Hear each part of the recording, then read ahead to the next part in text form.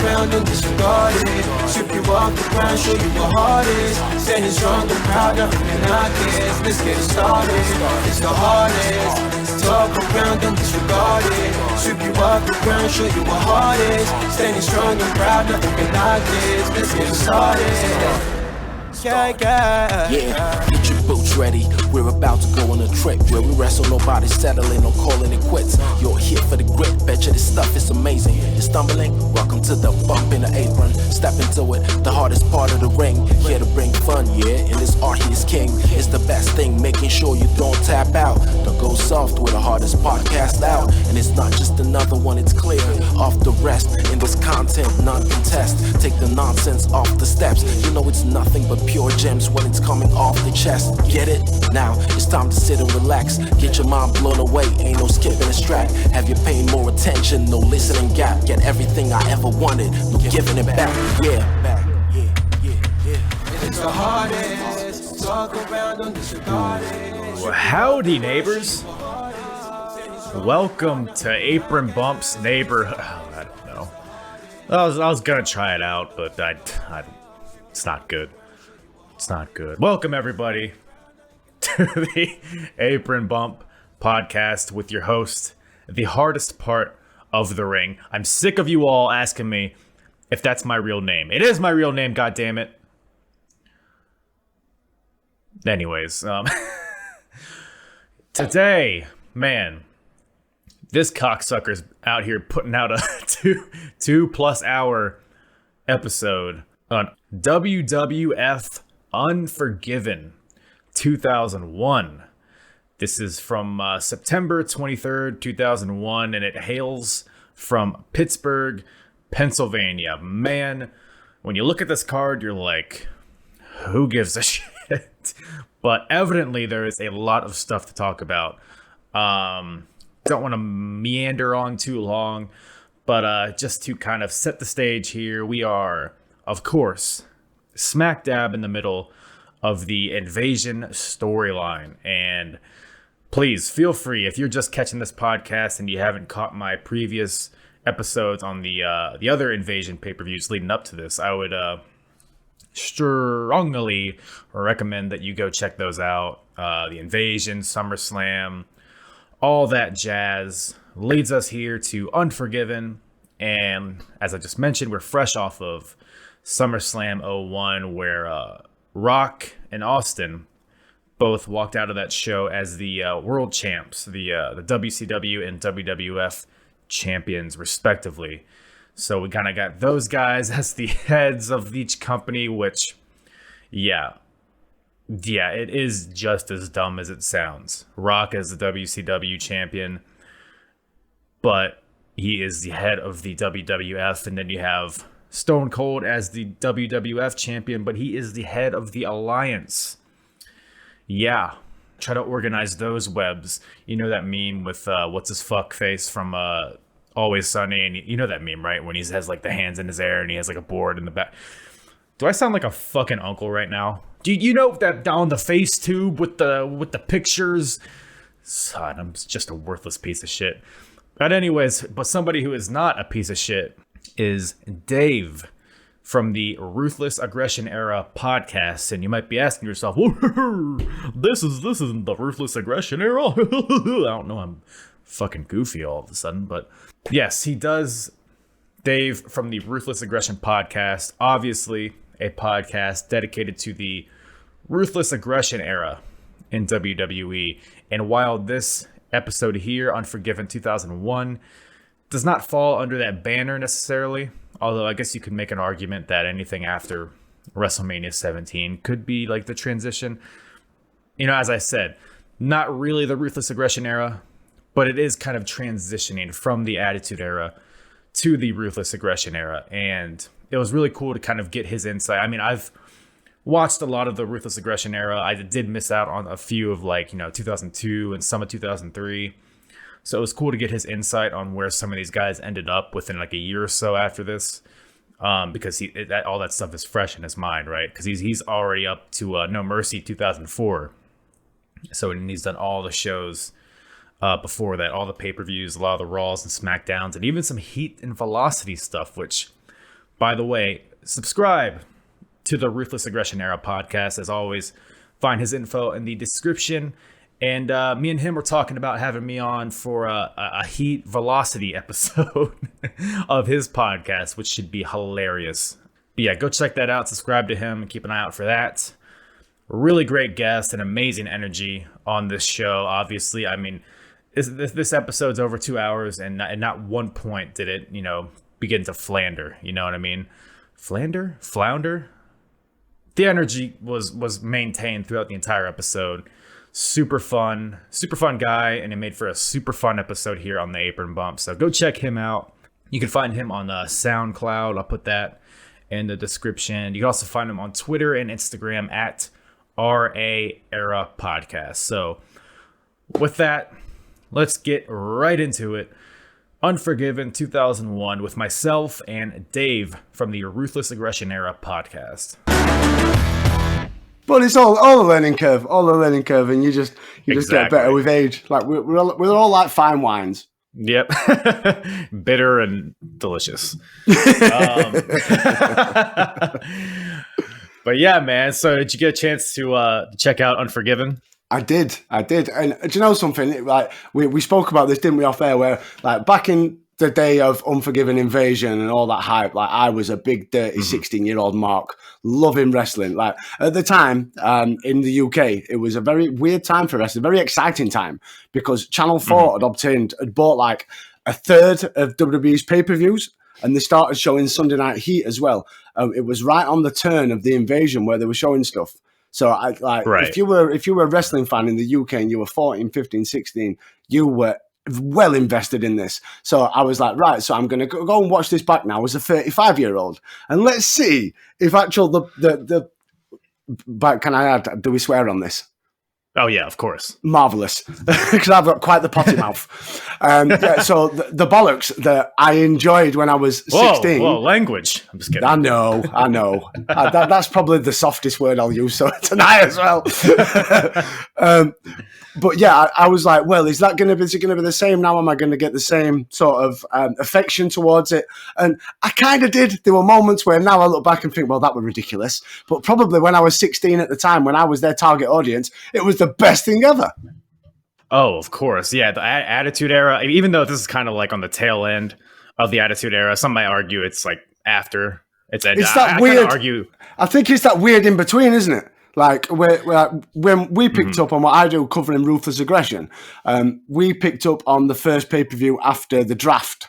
So this was like that weird go-between between the Attitude Era. Like there's always that question, when did the Attitude Era actually finish? Like a lot of people say it's when McMahon and Austin sided together at Mania 17. Do you know what I mean? It's that, but then you've got this weird period, like where Ric Flair comes and he's involved for a bit and he owns the company for half an hour, and then you've got the Invasion angle. So it's that weird 6-month period where it's still Attitude Era. Like I look at the opening maybe 6 months to a year of Ruthless Aggression, and there is still strong elements of Attitude Era, but it's not classified as that. It's classified in the chronological terms as the start of Ruthless Aggression. But I think it still blends like the Attitude Era had Mae Young giving birth to a hand. Ruthless Aggression Era had Triple H making love to a corpse pretending he was Kane. Tomato. Do you know what I mean? It's kind of two things are the same. You can argue which one's more ridiculous. I can go either way. Yeah, exactly. But yeah, it was actually like, so this is a period. So I was born in 93. So I was 8 years old when this pay-per-view happened. But I grew up watching wrestling probably since like 98, somewhere in there. And somewhere in 2001, I stopped watching. It's a long story, but I basically got in a fight with another kid. And my parents thought that my aggression was born out of watching wrestling. So I've heard. Like I've gone back. I've listened to a few of you to try and get myself a bit more in tune with Invasion. Right, and I do like how you bring the story up every time, but every time it's got a little twist to it. We learn a little bit more about the situation of your mother saying wrestling is the reason you're a bad boy.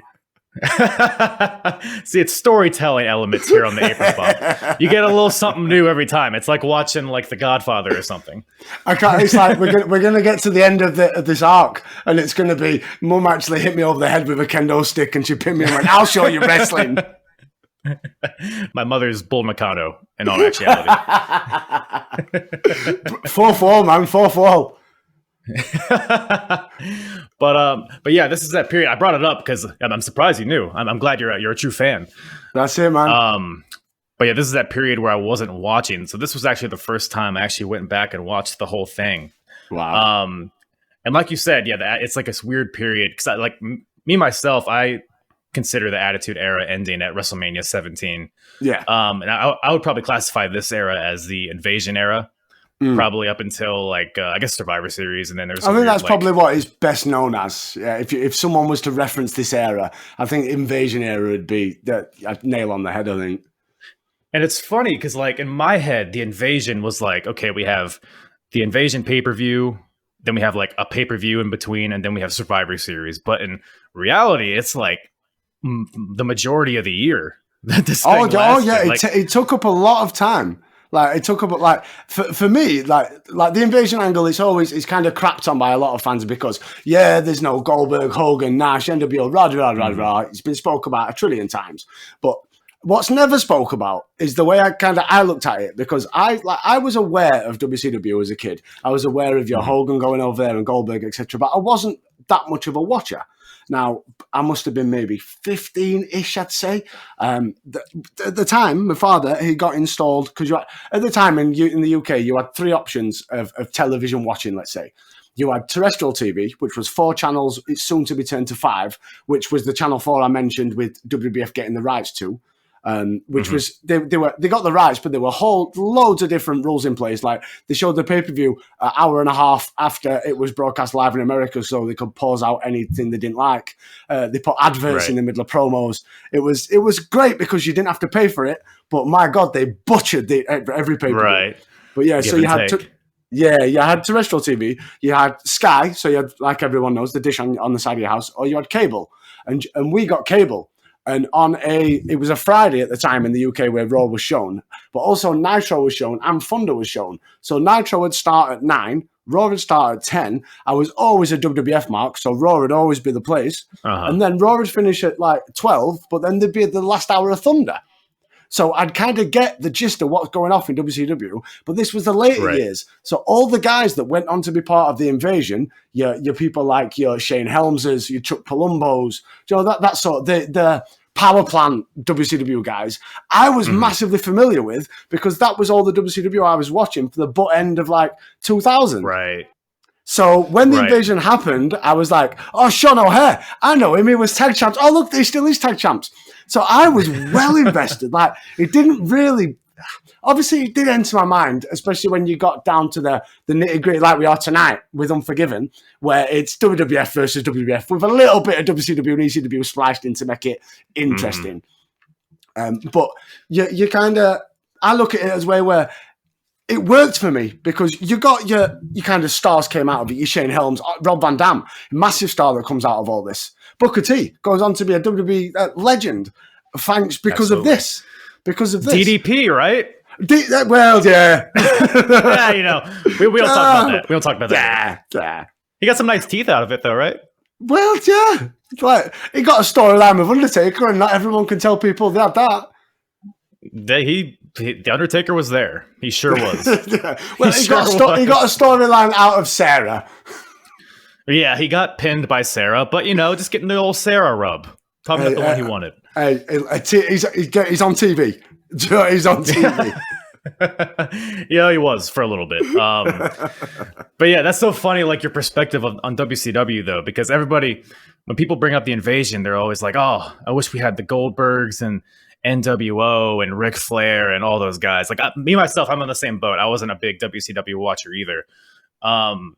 But yeah, so I guess when you were watching, you were really invested in like the Shane Helmses and the. Yeah, exactly. That was it. Don't get me wrong. I agree with everybody else. It would have been amazing if the actual invasion, the inaugural brawl, you would have had Goldberg, Nash, Hall, Hogan. Do you know what I mean? Proper WCW, not half of WWF's roster plus a couple of WCW. You didn't like Shane. You don't like Shane McMahon I love being Shane. a part of Team W? Absolutely. I am a massive Shane. Shane McMahon's on my Mount Rushmore. Shane's brilliant. He shouldn't be able to wrestle. He's fat, he's dumpy, in whatever era Shane McMahon wrestles, he's out of shape. But for some reason, he can do stuff that like fucking AJ Styles can do.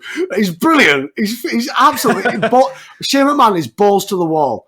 Everything he does, he puts 100% in. And I suppose in this business, if you're going to be a wrestler, balls to the wall, man. And that's what Shane McMahon's all about. I love the guy. Dude, people like, because it's like the main event. We'll get to it later in the show, but Rock versus Booker and Shane. I really enjoyed that match. I thought it was. I mean, it wasn't a 5-star Meltzer classic in the Tokyo Dome, but not it was in the slightest. Yeah, but entertaining as hell. I remember wanting Shane to win so much.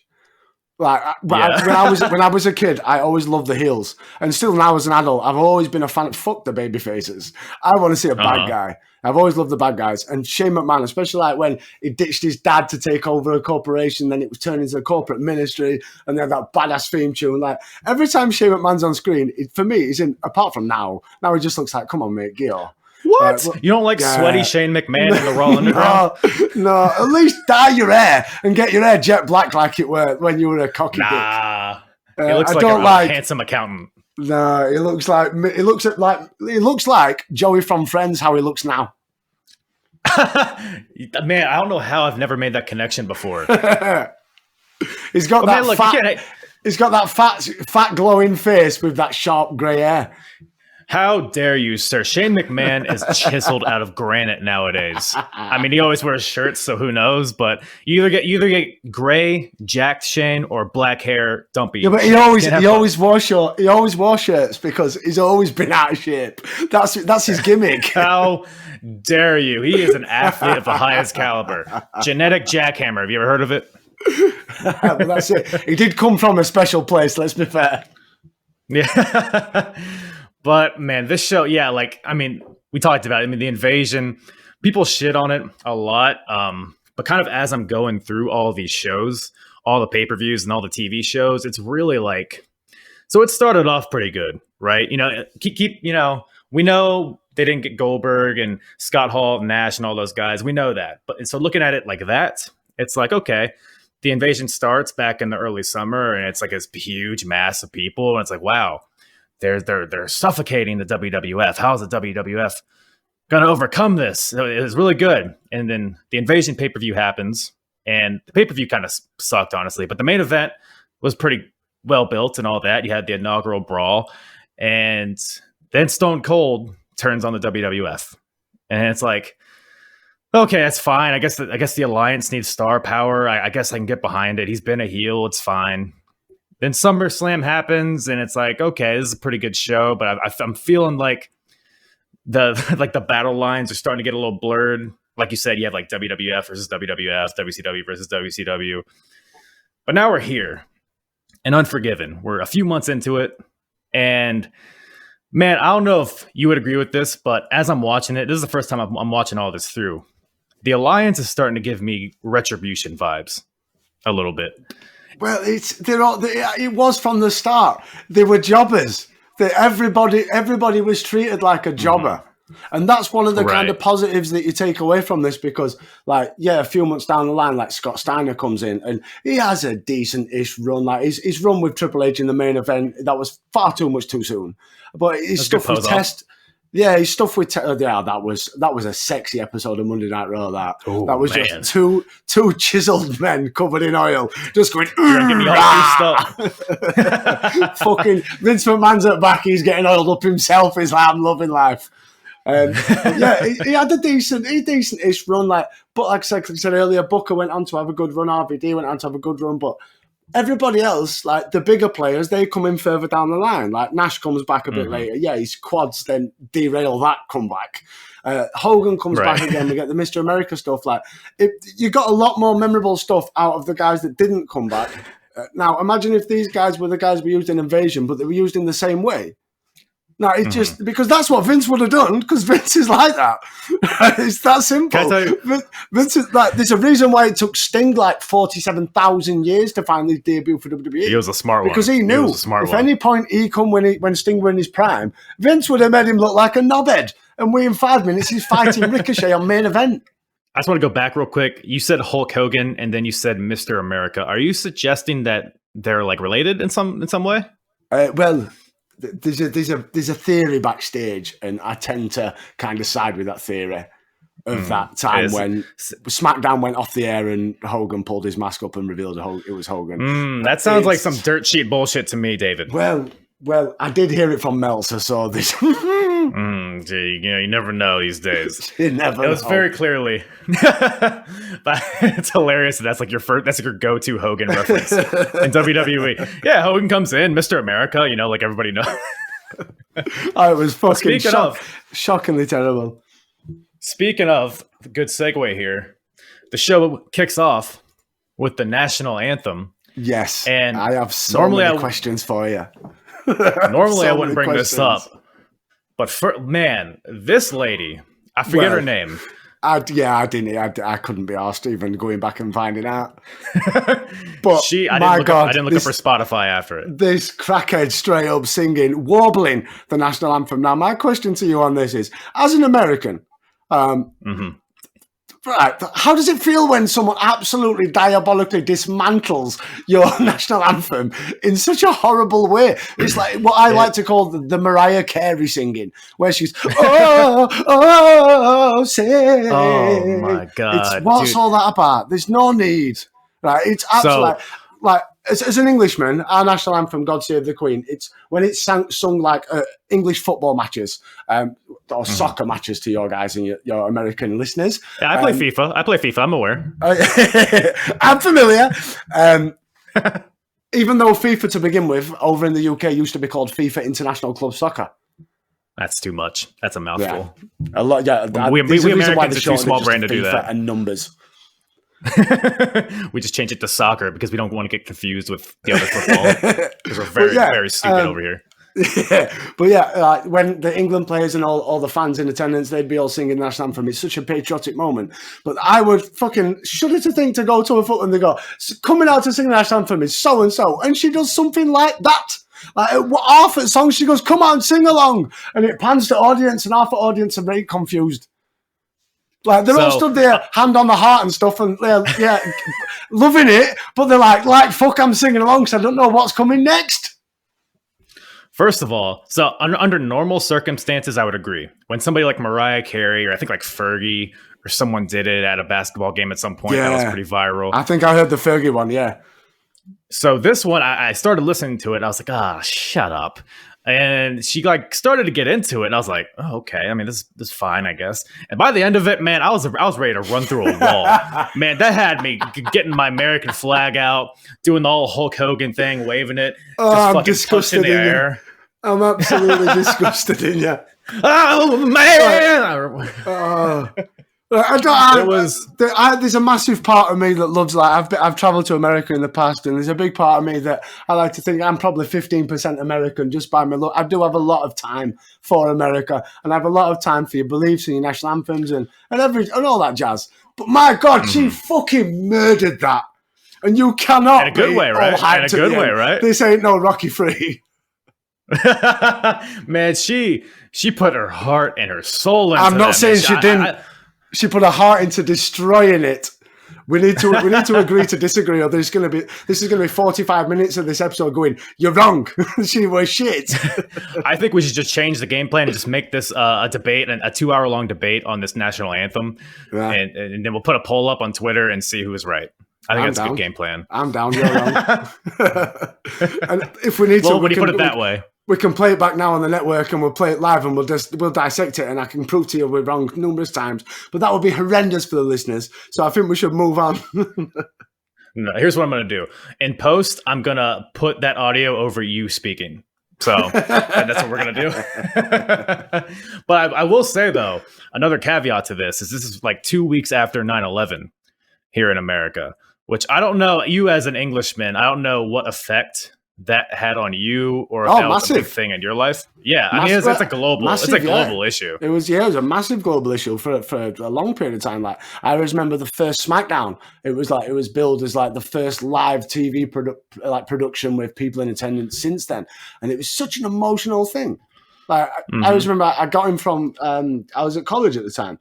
And I got him from college, and my parents my mum sat watching the TV, and I'm seeing these two buildings on fire, and she's filling me in. I'm showing replays, and I'm like, my first question was, what are the World Trade Center? I'd never heard of these buildings. And then the more I found out about it, the more you knew. And yeah, it was shocking. Like, I always remember the papers the next day, some of the most horrendous images that you could ever see. Right. I think England and America have always had that connection, especially like from a political standpoint, and we're not going to get into that jazz. But they've always had that connection. So like your news has always been reported over here, and I imagine it's vice versa. And it was big news. And yeah, it was a horrible, horrible time. And yeah, I can see it. I can understand why in such a mediocre B pay-per-view, in a mediocre invasion storyline, they decided to have the oof America, because yeah, they probably did need it. And if I was in the crowd, I probably would have been getting it some as well. But I'm watching this many, many years later, and I'm still standing by my point that she was terrible. Man. I thought you would be like, when you put it that way, you bring 9/11 into the discussion. Now that you bring that up, now it all makes sense. But no, you're just going to stay ignorant. No, that's fine. We'll try to move on. I just say it as it is, mate. That's how it is. I'm trying to move on to Spike Dudley, goddammit. I had this opening match, I had numerous concerns. You had so many guys that should have been on the other side. It was just one of them. This fatal four-way for the tag titles summed up the invasion angle in one fucking tag match. Absolutely, yeah. So it is a 4-way elimination tag match for the tag team titles. You have the Dudley Boys, who are part of the Alliance, but they're the WWF tag team champions. And they're facing the Hardy Boys, the team of Hurricane and Lance Storm, versus the team of Big Show and Spike Dudley. Now, you hear those names and you're like, man, that sounds like a kind of a random assortment of lads. But maybe if you watch the Raws and SmackDowns leading up to it, maybe it'll all make sense in context. And I can tell you that no, it still does not make sense. Very, very haphazard. Like, man, it's sad though, because like when people ask me what my favorite match is, I always say the TLC match at WrestleMania 17. Because that was, when I was really getting into wrestling, and I was a huge Hardy Boys mark, still am. And I just love that match. And I love that trio of teams. And a lot of other teams too, like TNA and X Factor and stuff like that. It felt like the tag team division was like red hot at the beginning of the year, but it just fell off a cliff to me, I feel like. Oh, absolutely. I'm with you as a Hardy Boys mark. Growing up as a kid, I thought Jeff Hardy was the most fantastic thing I'd ever seen. Especially when Rumble 2000, when he's throwing himself off cars and that, and putting Dudley Boys through tables, and it was brilliant. But this for me was like such a weird setup. Like, if you take the Hardy Boys, you had Matt Hardy who looked like 99 Matt Hardy, but piss wet through and all this. Right. But then you had Jeff Hardy who was in just a tank top thing that he pulled straight off, and in a baseball cap to begin with. It just looked like a very weird crossbreed Hardy Boys, like they'd been forcibly put together when they were trying to do different things. I found that very strange. I found Spike Dudley should be on the Alliance's team. That's 100%. Big Show, for me, this is one that's never really brought up, I don't feel anyway. Big Show, for me, should have joined the Alliance and reverted back to being the Giant. I agree. I would have liked that. I would have loved that, I thought that would have been brilliant. I'm not the Big Show now, I'm the Giant. Big Show was like super undercard. Yeah, but this could have been a sort of rejuvenation for the Big Show. This could have been that next step. Because he goes down a horrible slippery slope over the next couple of years, to the point he gets binned from the No Mercy video game and replaced by Steven Richards because he's out of shape and gets sent back to development. Big Show has a terrible few years. It's not if you go a bit further down the line and go to ECW comeback, Big Show at that time was in terrible shape. But that was probably my favorite Big Show. So it was a mean bastard. Let's be right there. Like in 2004, when he comes back and gets shot by Kurt Angle and gets his head shaved, it's such a weird time. He was a big mean bastard then. But I feel like if they would have put him in the alliance, made him the Giant, and have him as been one of the focal points, because remember, like, he won the WCW title on his debut match as the Giant. They had a lot of history they could have fell back on, but nope. They had him team with people like Billy Gunn and Albert, and now with Spike Dudley. And then you've got Lance Storm. Did you not like the Shoguns? Absolutely, I adored the Shoguns. I'm not going to lie. I'm a Billy Gunn mark. I'm the biggest Billy Gunn mark you'll probably ever come across, apart from that weird guy on Twitter. I don't know if you follow him. He's like, I can't even remember what his Twitter handle is, but he's like obsessed with Billy Gunn, and all he posts about is Billy Gunn. And I can't. What a weird obsession to have in 2021. I can't keep up that much love for Billy Gunn. I've got a lot of time for Mr. Ass, which is weird because growing up as a kid, I used to pop when he pulled his pants down and showed me his thong. Very weird, but wrestling was weird. How did that theme song go again? I'm an ass man. I know the lot. Let's not go there. I was going to see how long you would sing it before. Oh, I'll do it all. You cut yourself off. But so you didn't like the Big Show and Spike Dudley team? I didn't see the point. I just felt like it were two people put together to make a triple threat. I don't understand why you couldn't have just done 20 minutes, Dudley's versus Hardy's for WWF titles. Right. And have Spike and Hurricane do something else. Put Hurricane and Spike into the Jericho RVD and make it a fatal 4-way or something. But look how big Big Show is and how small Spike is. Well, that's the reason. There was the two spots that they were putting this match for. There was the one spot where Big Show carries Spike on his shoulders and he dives over, and that does look impressive because you are coming from a long way down to the ring floor. And there was the other spot where Spike died out and Big Show got giddy. He got, I'm going to go up to the top, and he's done it a couple of times in his career. Yeah. I'd love one day for him to actually do it. It'd be amazing to see if all them fuckers could catch him. But yeah, they were in that match for them spots alone. And because of the Dudleys and the family feud, which they always love to bring up every couple of years. Yeah, that's been going on for goddamn forever at this point. Yeah, this match here, like you said, that there was like a spot in the match where everybody was doing dives to the outside, and like you said, the Big Show teased like he always does, but then he gets cut off by Bubba Ray Dudley. But otherwise, the match, it just felt flat to me. Like, it was. Do you know that exactly my notes? Right, exactly my notes. It felt flat because the excitement and the fun was kind of there when Hurricane, Lance, and Big Show and Spike was in it.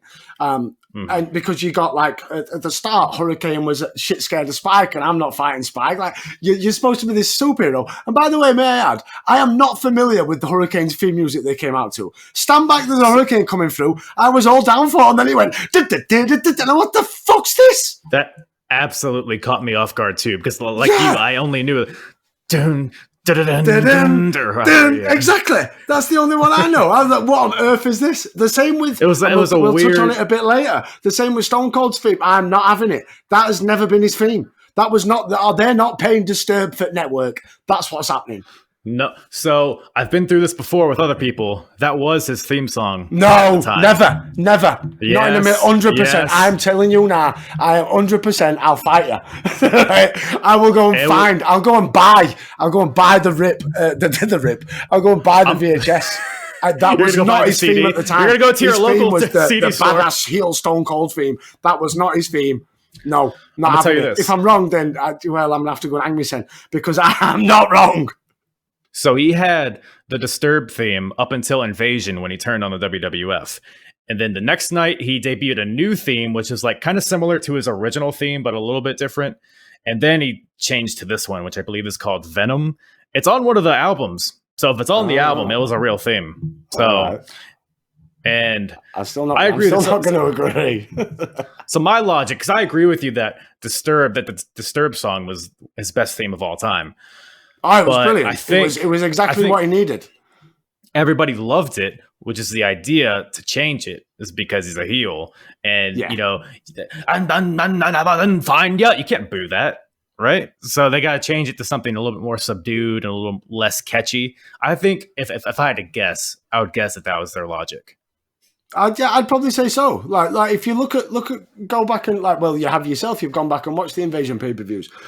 Austin gets pops. Like WWF have tried their hardest hundreds of times to get Austin to people to boo Austin in various scenarios, and it's never worked.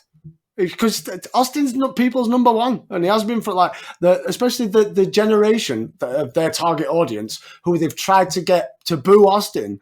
They grew up with Austin being the biggest badass and their number one hero out of all the wrestling. It was never going to happen.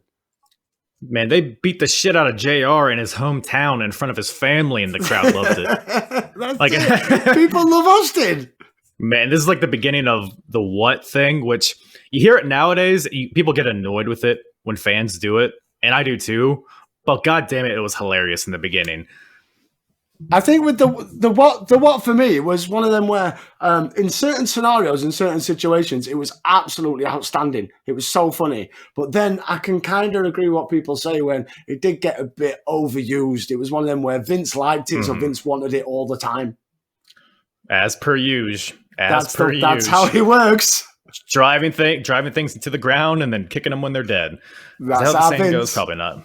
I like how we're talking about Stone Cold because we don't want to talk about the shitty tag match in the beginning. But let's just run through the finishes. Yeah, I was about to get because I guess the random teams get eliminated first, and then we're down to just the Dudleys and the Hardys, which is what it should have just been from the beginning. But I believe it's Survivor Series. That's what it kind of culminates to. So maybe they're kind of building to it. Who knows? But yeah, the Dudleys end up winning. Bubba with the Bubba Bomb. You normally don't see that as a finish during this era. But it's one of them, like, when I was watching it, I was like, I wonder why he stopped using that after a while. Because I think that hurts everybody involved. I think he's still wrestling. I feel like Bubba is. Oh, I feel like he still uses it. I would not want to take that move. That's he's a not nasty, going to be walking for much longer. Yeah, that's the thing. You don't want to be, if you're delivering that over and over again. I'm all right. And let's be right, it's not really a finisher, is it? It's not a knockout move. I would be knocked out. I think you'd just be laid there going, me bum, me arse. Right, but you wouldn't be knocked out. I think you'd still have it in you. I still think there'd be that much oomph going through your asshole. You'd have it in you to kick out. You're not knocked out. It's not just like a stunner. Yeah. It's not like, do you know what I mean? That's my biggest gripe, but that's a different topic for a different time. That's my biggest gripe with finishers. You've got to knock somebody out for them to finish them off. You're trying to tell me that you can't knock somebody out through their asshole? Well, that's another story for another time. That's a completely different podcast. But the Dudleys end up winning, and they retain their WWF tag team titles. And then, don't worry, everybody, we get something much better next. Raven versus Perry Saturn. So, Moppy, thoughts? Well, yeah. For me, growing up as a kid, I was incredibly invested in Perry Saturn, Terry Runnels, and Moppy because, as I mentioned earlier about our WWF getting channel rights for Channel 4, vice versa, we got Sunday Night Heat. It was a weird Sunday Night Heat because it got overdubbed. So we didn't get the commentary that you guys got in the States. We got English terms and English phrases, and it was so cringeworthy. But the Raven Saturn Terry Moppy feud was like one of the biggest storylines running through Heat at the time. So I was so invested. Honestly, like what they showed you on Raw was kind of under the build up to this match. Like there was a lot of shit that went on Sunday Night Heat with Terry. Like you saw the love story happen of Perry Saturn slowly moving away from Terry Runnels and falling deep, dark in love with a fucking mop with a face on it. Okay, so it wasn't a shitty storyline. There was just very important plot parts. It was fucking brilliant for a 16-year-old. It was because it had just the narrative is amazing. It had all the bollocks that you wanted in what I want in my wrestling. Like I can admire a 60-minute Iron Man match between Bret Hart and Shawn Michaels on Mania. I can admire that because that is. Or I can admire a Lesnar versus Kurt Angle 60-minute Iron match from SmackDown. But I also want out of my wrestling the utter stupidness that Vince Russo, God bless him, he provided me back in the late 90s. And people dick on Vince Russo, but Vince Russo made us all love wrestling if you were my age. Because that's why we fell in love with the bollocks. For every Stone Cold we had a porn star. Do you know what I mean? For every Rock, we had vampires in the Brood that rose out of flames. There's a lot of peaks, lots of peaks, and a lot of valleys. That's it. A lot of valleys.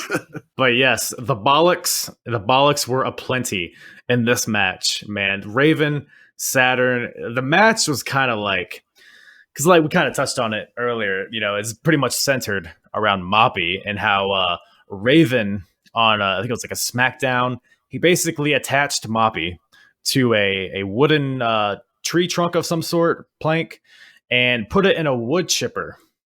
And first of all, if you go back and watch the segment back, it takes hilariously long for the mop to actually go into the wood chipper for whatever reason. The wood chipper does not want to eat that wood.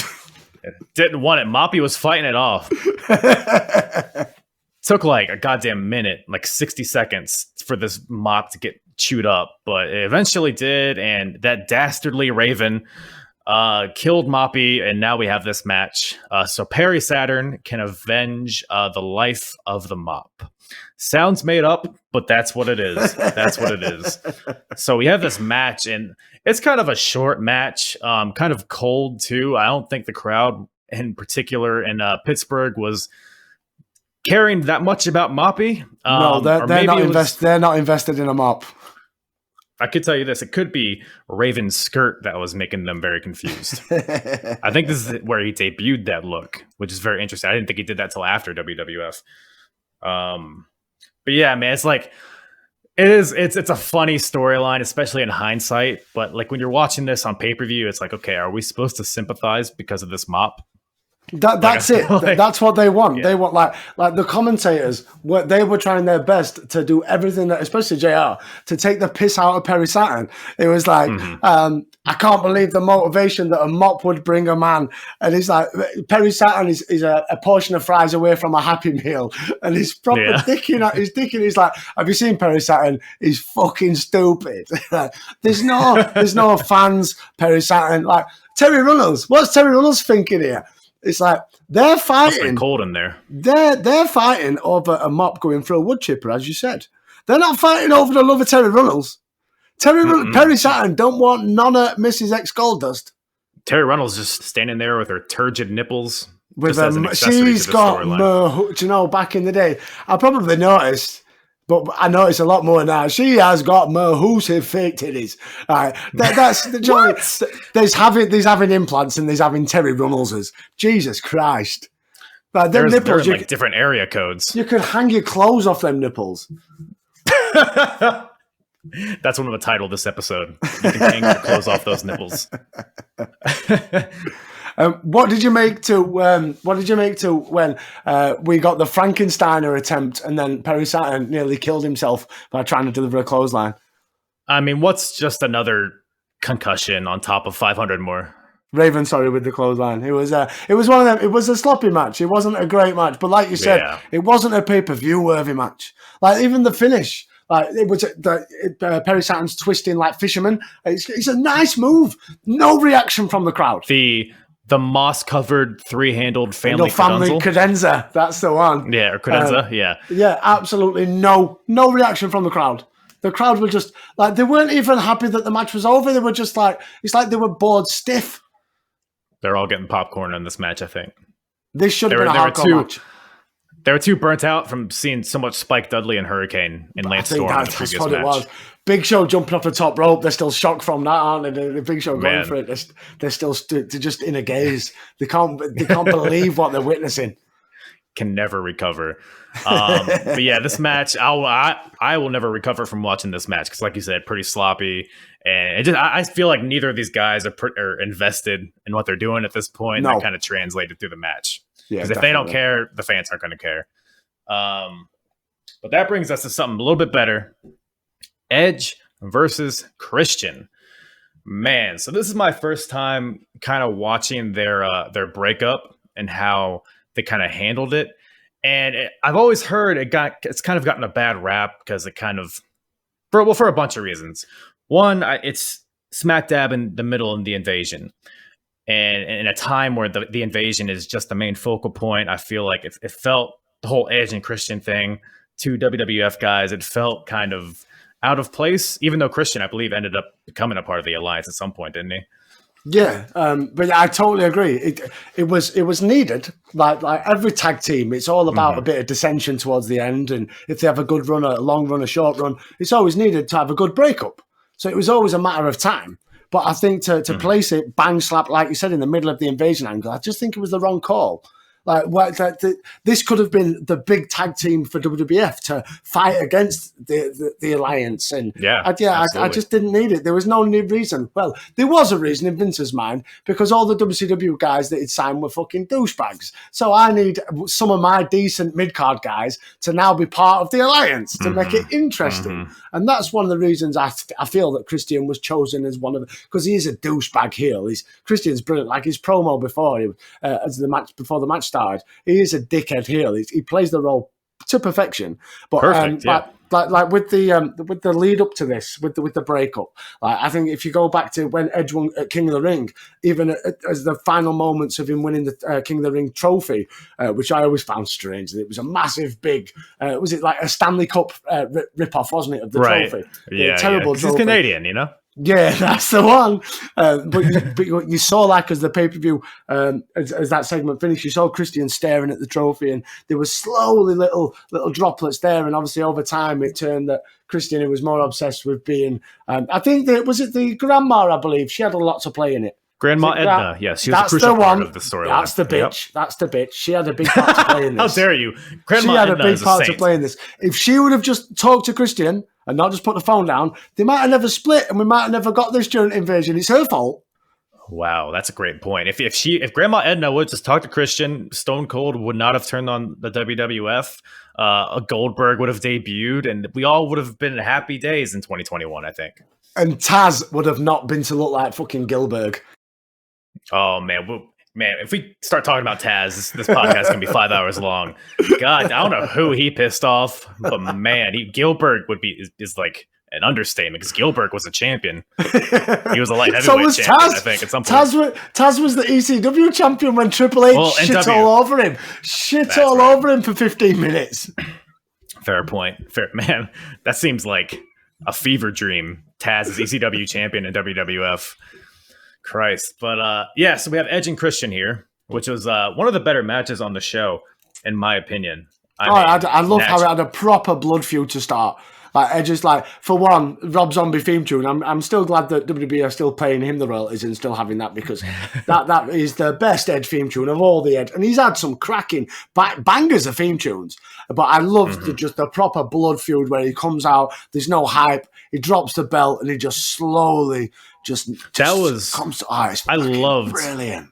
I love that part, because Christian comes out first of all to Christian, which again, this is probably Christian's. This and if you close your eyes, you're left. That one. I'm not a great singer, by the way.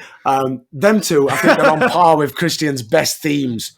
But this one's brilliant, Christian, and it means so much. At last, I'm on your own. Oh, fucking yeah. It's so perfectly douchey, and it fits his character. So invested in douchebag Christian. It fits his furry glasses and his mesh shirt for no reason. It all blends together to make a perfect character, I think. Yeah, definitely. But so Christian comes out, and then Edge comes out, and you brought up him dropping the belt, because he comes out with the Intercontinental title around his waist. He's standing up on the stage, and he takes it off. He looks at it, and he puts it down, because that's not what this match is about. Even though it is a title match, in Edge's mind, it's more about revenge and getting back at his brother. And we're still brothers at this point. Yeah, you couldn't see my air quotes, but yeah, they're still family right now. They're both blonde and Canadian. They're brothers. Absolutely. Probably, right? But awesome match. Obviously, these guys have great chemistry after teaming for so many years, and it translated into a good match against each other too. Both guys, I think, were bleeding at some point in this match. There was like almost every match. I felt like somebody got color at some point. Yeah, there was as the night went on, a lot of people seemed to have got bust open the hard way. Everybody had cut lips. Yeah. There was a few stiff shots getting thrown tonight, I think. Man, they were getting after it. I mean, the guys worked hard, I guess, if nothing else, on this show. But because it's the invasion angle, damn it, we've got to put it over. They're invading. God damn it! Look at the alliance. Your brothers. There's blood. You share blood, so have blood in the match. That's it. But we don't want to bleed him. We wanted to bust each other open because it's a blood feud. It's a blood brother. I'm surprised they didn't save this for like a bad blood. Then I want you to take the chair, Christian, and don't hit him in the back. Stab him right in the taint with it. Do you know the thing is, legitimately though, that would sting. Let's not let's ignore the mean chair shots, that are a lot more aggressive to your body and a lot more damage to your body that they do compared to just like hitting you in bollocks with like a chair. But if that's what puts you down for freedom, fair enough. But it's exactly. Gonna hurt. I'm not lying. Yeah, it's gonna hurt. But yeah, it was. I agree with you. It was a fun match. Like, there was a lot of good spots. I loved the Christian Power Slam, which was very Ron Simmons-esque. You know, they really snap and slam him over. It was a great spot. Yeah. But it's the sort of chemistry you're going to get with. And this was one of the first match, if not the first match tonight, that the fans were truly behind. They were truly invested in. Yep. And that always adds to a match. If the fans aren't bothered, a good match looks shit. If the fans are bothered, the worst match looks half decent. I agree, because I was watching those first two matches and I was like, man, is this crowd just going to be dead the whole night? But then they were, like you said, they were up for this one. So it's obviously a representation of the talent in the ring, not necessarily the crowd. And really good match. And the finish comes where Christian low blows Edge with a chair. And you just hear that and you're like, logistically, like, how the fuck did that happen? Well, he basically like tilted it up straight and kind of like jammed it right into his asshole taint area. And then it was a great shot, to use the technical term. So, and that's what gets him the win. So Christian wins the Intercontinental Championship in a dastardly heel fashion. The dirty bastard. I did enjoy the build up to the finish though, where when Christian obviously goes out, gets the two chairs, the referee shits himself as Christian goes to hit him, and then Edge with a lovely sweep that reversed from Edge, looked like he were going to get the one-man concerto, a lovely sweep onto Christian, which then obviously got the referee distracted. He threw the chair out. Christian hits the nut shot, and that dirty bastard Christian is Intercontinental Champion representing the Alliance. We've got one of theirs. Man, one of their like 20 different titles they got floating around. Well, tonight, as the commentary team, they tell you over and over and over again. Like I think it's during the last match, they say after the next match and every match going on, it'll be a title match because there's 7 titles defended tonight, and it's like that's before the European title because that's not contested because the European champion was Hurricane. Mm-hmm. Oh, was it Hurricane? I feel like it was Hurricane. Hurricane. And like, is it the hardcore champion? Is that somebody as well at this time? Rob Van Dam. There you go. The later matches for the hardcore title. Oh, yeah, of course it is. Of course it is. It didn't feel like it because it was a good match, so you don't associate hardcore title with it. Well, we'll get onto that. We'll get to that in a bit. That certainly was not a hardcore title match. But yeah, it's 7 titles on the line. It's like, wow. And then they have the light heavyweight title and the cruiserweight title, which X-Pac is holding both of those at the moment. Are you dealing with the X Factor? Oh, man. Greatest theme of all time. I got everything that I ever wanted, and I'm going to get that back. Yo. Continue on. We got time. No. Man, I don't even have to tell you. I hate the X Factor because you ain't gonna look at me like that. It said, you ain't gonna look at me like that. Purple. I say we just stop the show there. I don't think we can get better than that.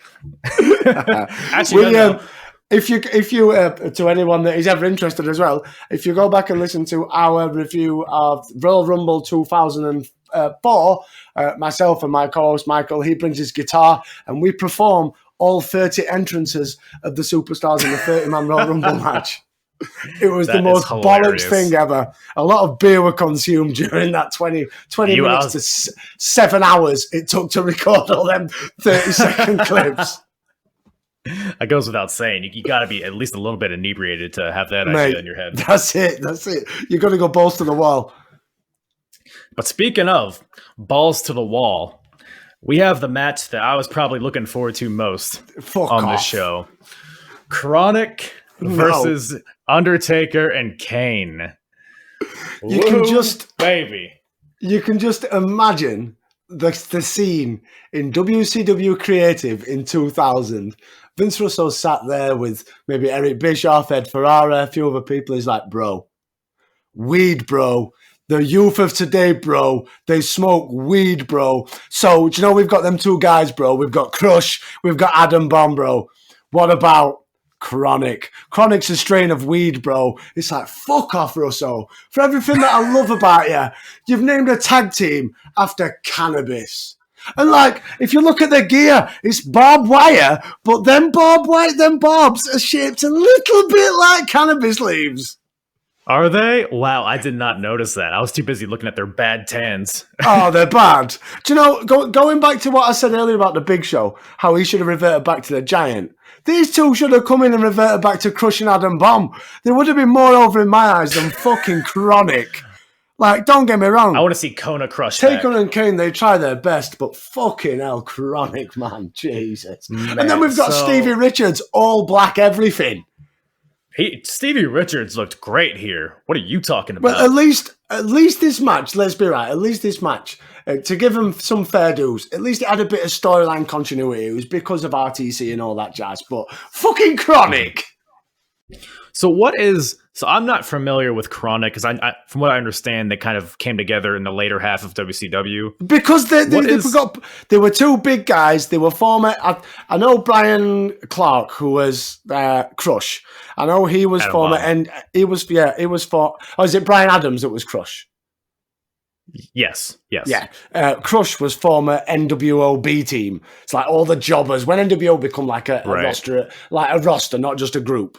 They were like NWO B team. I feel like obviously Apron Bump at the time was in WCW. He had various gimmicks. At one point, he was a rip-off of a Mortal Kombat character. But I don't actually recall them even though I did watch it to an extent back in like the early 2000s, late 2000s sort of. I don't quite remember how they got together. I think it literally was just, you're big, you're not doing anything. You're now a tag team and you're named after So where does Kronik come in though? Like the name? How does that relate to those guys? Because it sounds like weed.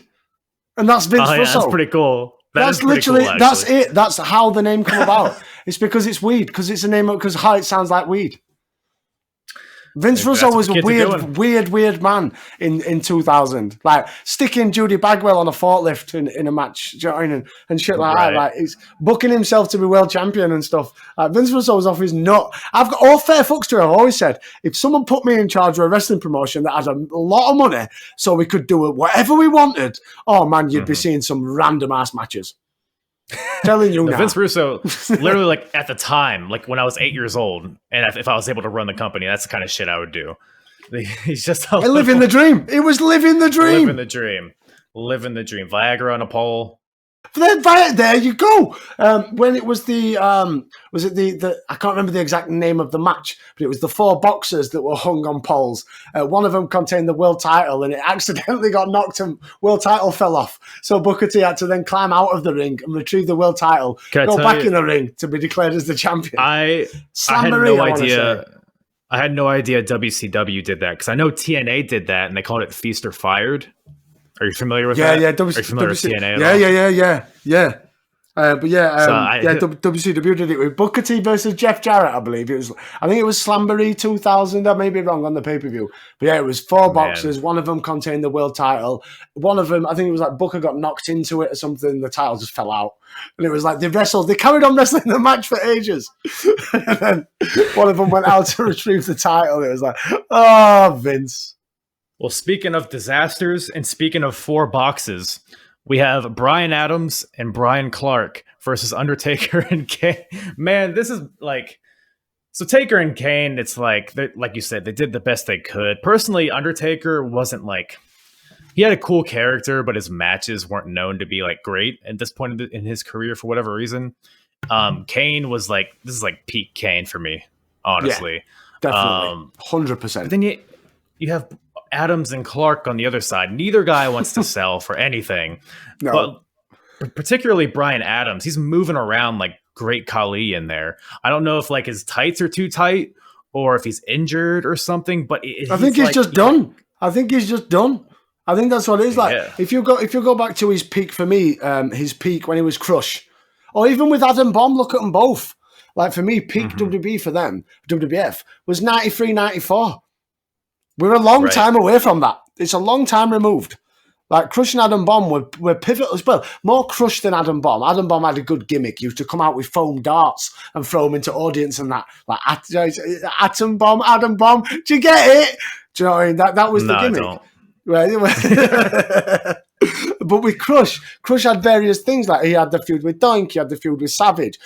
He joined Fuji and he became the Japanese sympathizer. And then he became in the Nation. And then he went on to look at all us with Biker Gang. So I mean, he had various things that he did. But even at Biker Gang, and you look at that, and that's 97. Right, 97, 98. He was looking a bit over the. You know, the best days are behind you, Crush lad. You know what I mean? Nice part of Kronik. Can I tell you? So when they debuted on SmackDown, they basically both came in. I think Brian Adams kicked over Undertaker's bike, and they destroyed Taker in the ring because Kane was injured at the time. They hit him with a double choke slam that looked really good, and then Brian Adams. I think I even tweeted this. I made a GIF of it. He like leaps from the inside of the ring all the way outside to the floor. It's like this dude has so much athleticism still, I feel like, when he wants to. And the build up to this match, I think he even touched on it earlier, was pretty good, especially harkening back to, this is all kind of sourced from Undertaker was one of the guys that broke up Right to Censor. That's who Steven Richards kind of blames it on. So there's good story to it. Kronik, I mean, say what you want. They both look like $1 million here.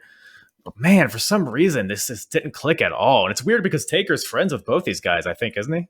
Yeah, I think it's that, isn't it? It didn't click. Is it because Clark and Adams, they didn't want to do the job and they knew that there was no way going into this? And it's even like Taker. Like I think Kane for me was the star of this match because, like you said a bit ago, Kane. This is Pete Kane. Like Kane's a beast during this time. There's nothing he can't do wrong. Taker, it's still to this day. American Badass Taker for me just felt like Taker was just going through the motions a lot of the time.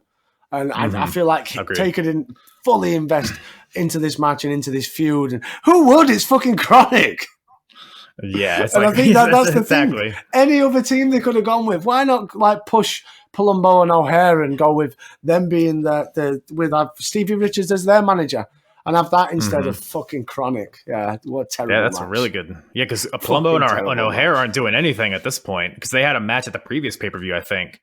And they were like competing for the titles and all that, and then they kind of just fell off. And I guess they were essentially replaced with these old relics. But, that's it.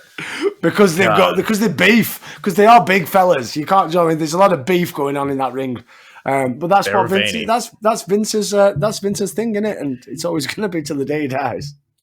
Yeah, but I mean, I guess what else can you say about this match, really? I mean, the crowd was actually kind of hot at a lot of points in this match, I think. But particularly like towards the end, man, you could tell Undertaker was pissed off. He was visibly, like, just looking at his face, he was completely angry at how this match turned out. And I think even like when he hits his choke slam, he's like, God damn it, or something like that. Yeah, and I think it was one of them as well. It was just built towards the end. It was built towards Richards getting his final beatdown from Taker, because I don't feel like this is going to go on to what's next. Is it Survivor Series next? There's No Mercy after this. Oh, No Mercy. Honestly, oh, bloody hell, yeah. Fucking hell, another B show. I don't remember one goddamn thing from that pay-per-view. No, I can't tell you I do neither. Apart from, does Angle not lose the title back to Austin? I believe he gets it stripped from him very soon after this pay-per-view, like either the Raw after or the SmackDown after, I think, because we'll get to it, but it's basically a schmoz finish. Oh, okay. All right. But yeah, Taker and Kane win here, but who cares, really? They're the WCW tag champions for some reason.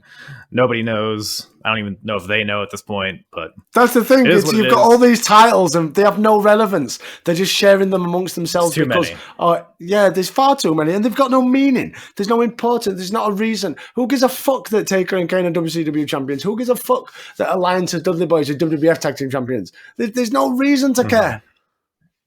Yeah, and the whole, Alliance versus WWF thing's getting so like convoluted and the lines are getting blurred. People are flipping back and forth. And so you don't even have really that to rest on at this point. So it really is just a bunch of shit on top of shit. Absolutely. Totally agree. But at least we get a good segment after this. Mate. We have Stephanie McMahon backstage here. So I forget, what exactly she said. But the gist of it is that she's trying to fuck RVD. Yeah. And because Triple H is injured, so he's probably not watching, right? It's all good. And then so she's like looking for RVD. And I think she runs into Coach, who tells her that RVD, he's in the locker room number 5. So Stephanie goes and walks over to locker room number 5, which just so happens to be like 2 steps away. And so she's standing out. She knocks on the door. Nobody answers. So she just stands outside the door and starts talking to RVD. And she's like, man, do you have any lines that she said? She's basically alluding to like, if you beat Chris Jericho, I'm going to fucking suck your dick or whatever. That's basically what she was saying. That was basically it. Do you know what got me more than anything? It was like, she knocked and she went, Rob, are you in there? Silence. And then she proceeded to carry on and deliver a full-on speech to Rob Van Dam without even checking if he was fucking in there or not. He's very clearly not in there. She didn't even try the door. She just knocked and went, Rob. Anyway, Rob, if you win tonight, me and the Alliance, we're going to make it, and I'm going to make it special for her. And I'm like, yeah, she wants to fuck you. She wants to fuck you. And then it's brilliant because all of a sudden the camera pans away and Y2J stood behind her. And then it's one of them iconic moments. It's especially during the invasion. Looking back, a lot of iconic moments that have gone unremembered happened during this time. And this is another one of them where it's still like... I remember as a 16-year-old fucking loving the fact that Chris Jericho was obsessed with the fact that Steph had a boob job. And now looking back as an adult, I find it really weird and like why like Chris Jericho. Are you supposed to be anti-women? Because Steph, apart from the weird hairstyle, and I don't understand what the look Steph was going for. But if we ignore that, Steph looks hot as fuck. Right, so I would. Well, I don't. Absolutely, I would twice on a Wednesday. But I don't understand what the angle Jericho's getting at. And Steph's like, how dare you say I've had a boob job? And I don't understand Steph's reaction. She should be loud and proud. Yeah, I have. Look at her.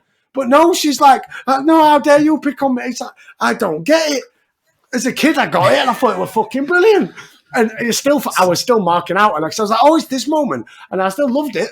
But like, if you actually take a step back and think, "What? Do you not, Jericho? What?"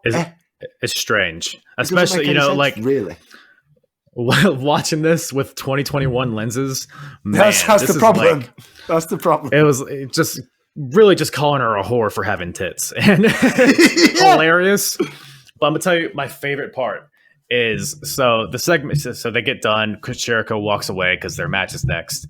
Stephanie's just sitting there, but before Jericho goes, he's like, "I wish you the best of luck," because breasts. Do you get it, everybody? Well, JR straight away. It cuts to the commentators and JR's marking out. And JR's like, King! And like, this is the sort of shit you'd get from King. Not JR, who's supposed to be a good, wholesome family man. He's like, King, breast! Did you get it? Breast of luck! And I'm like, oh, JR, you've been knocking about with King for far too long. It was so funny because like you said, because King isn't there, it's Heyman. But not King, Heyman. Sorry, Heyman. Yeah, right. It's natural. That's it. Because it's what I'm conditioned to say. Yeah, everybody is, and, because Heyman isn't going to like it because Stephanie's in the Alliance and he's not going to support Jericho, so it has to be JR, and they can't just not make fun of it on commentary because make sure you explain to them why it was funny. So. JR's like you said, he's like, it was so out of place because that's not what JR just does. not JR. Yeah, it's just not JR. Do you get it? Bristol luck. It's funny. So, man, that was one of my favorite parts of the whole pay-per-view, I think. I agree. But that leads us into probably the best match of the night. Rob Van Dam versus Chris Jericho. A hardcore match for the hardcore title.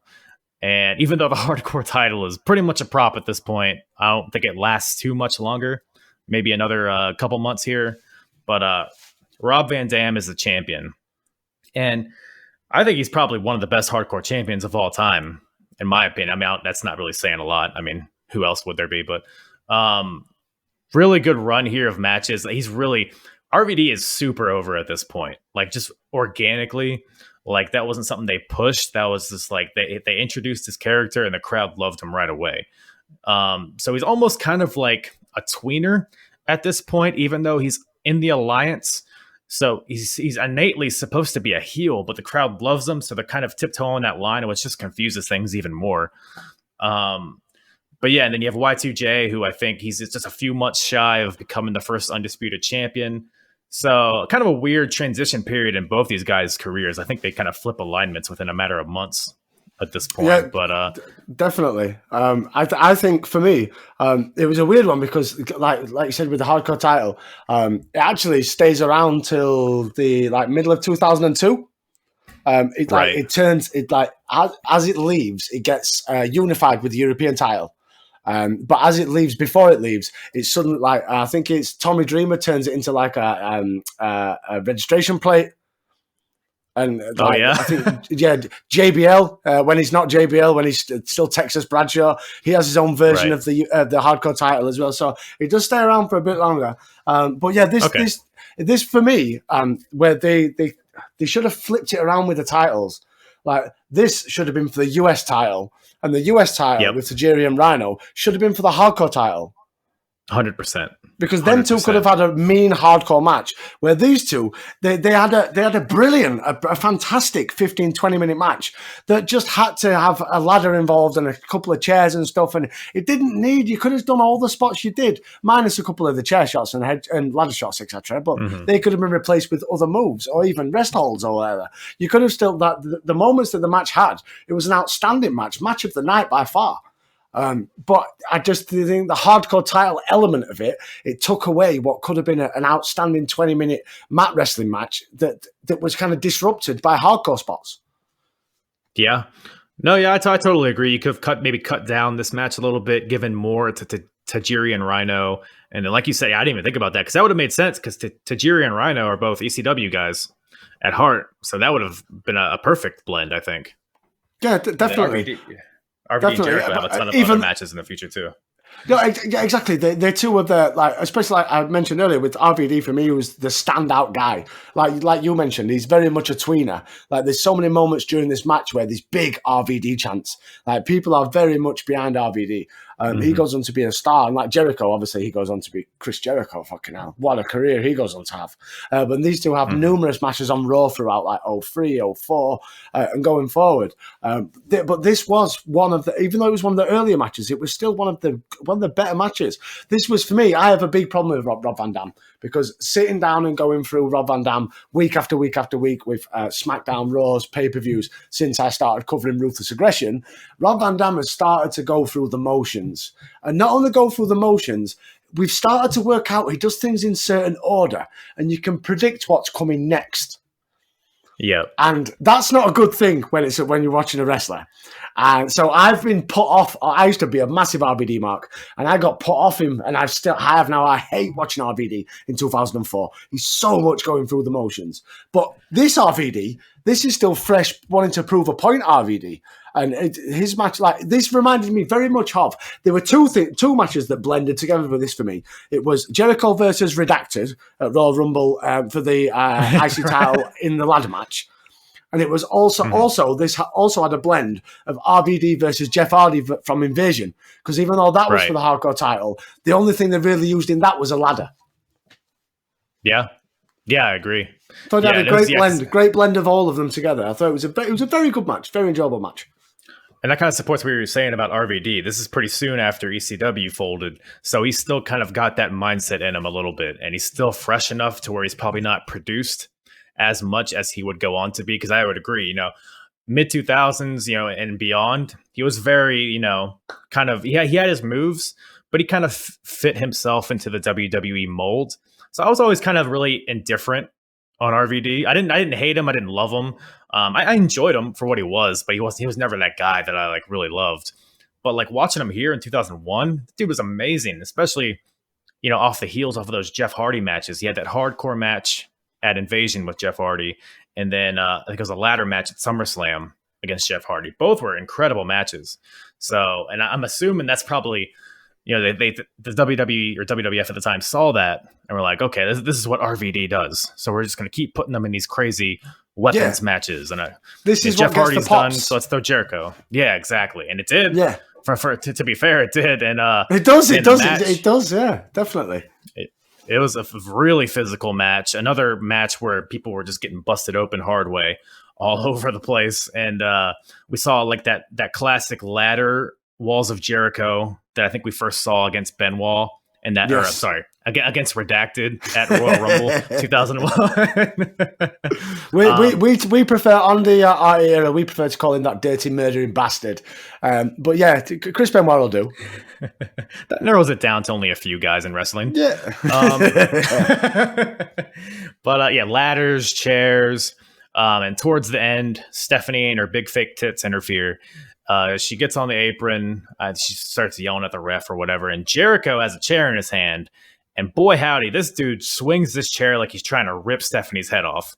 If Stephanie would not have gotten out of the way, we would have seen Stephanie fly 10 feet off the apron. But Stephanie gets out of the way. Jericho has a chair in his hand. He's looking at Steph. He's distracted. And he turns around and gets hit with a Van Daminator kick to the chair into Jericho's face. Looked beautiful, by the way. And then even more beautifuler was the 5-star frog splash that followed.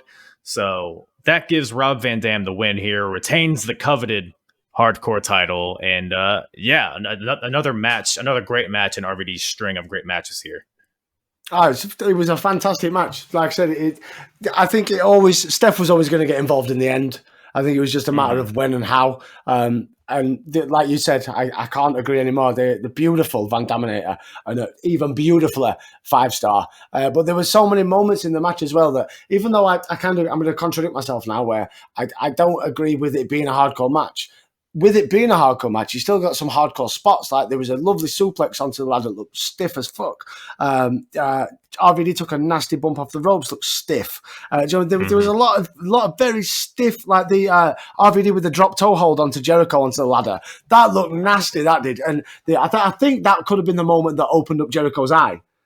Because Jericho's eye looked a bit gnarly that towards the end.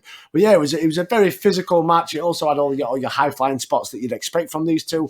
It was 5 Dave Meltzer Tokyo Dome stars. We're bloody brilliant.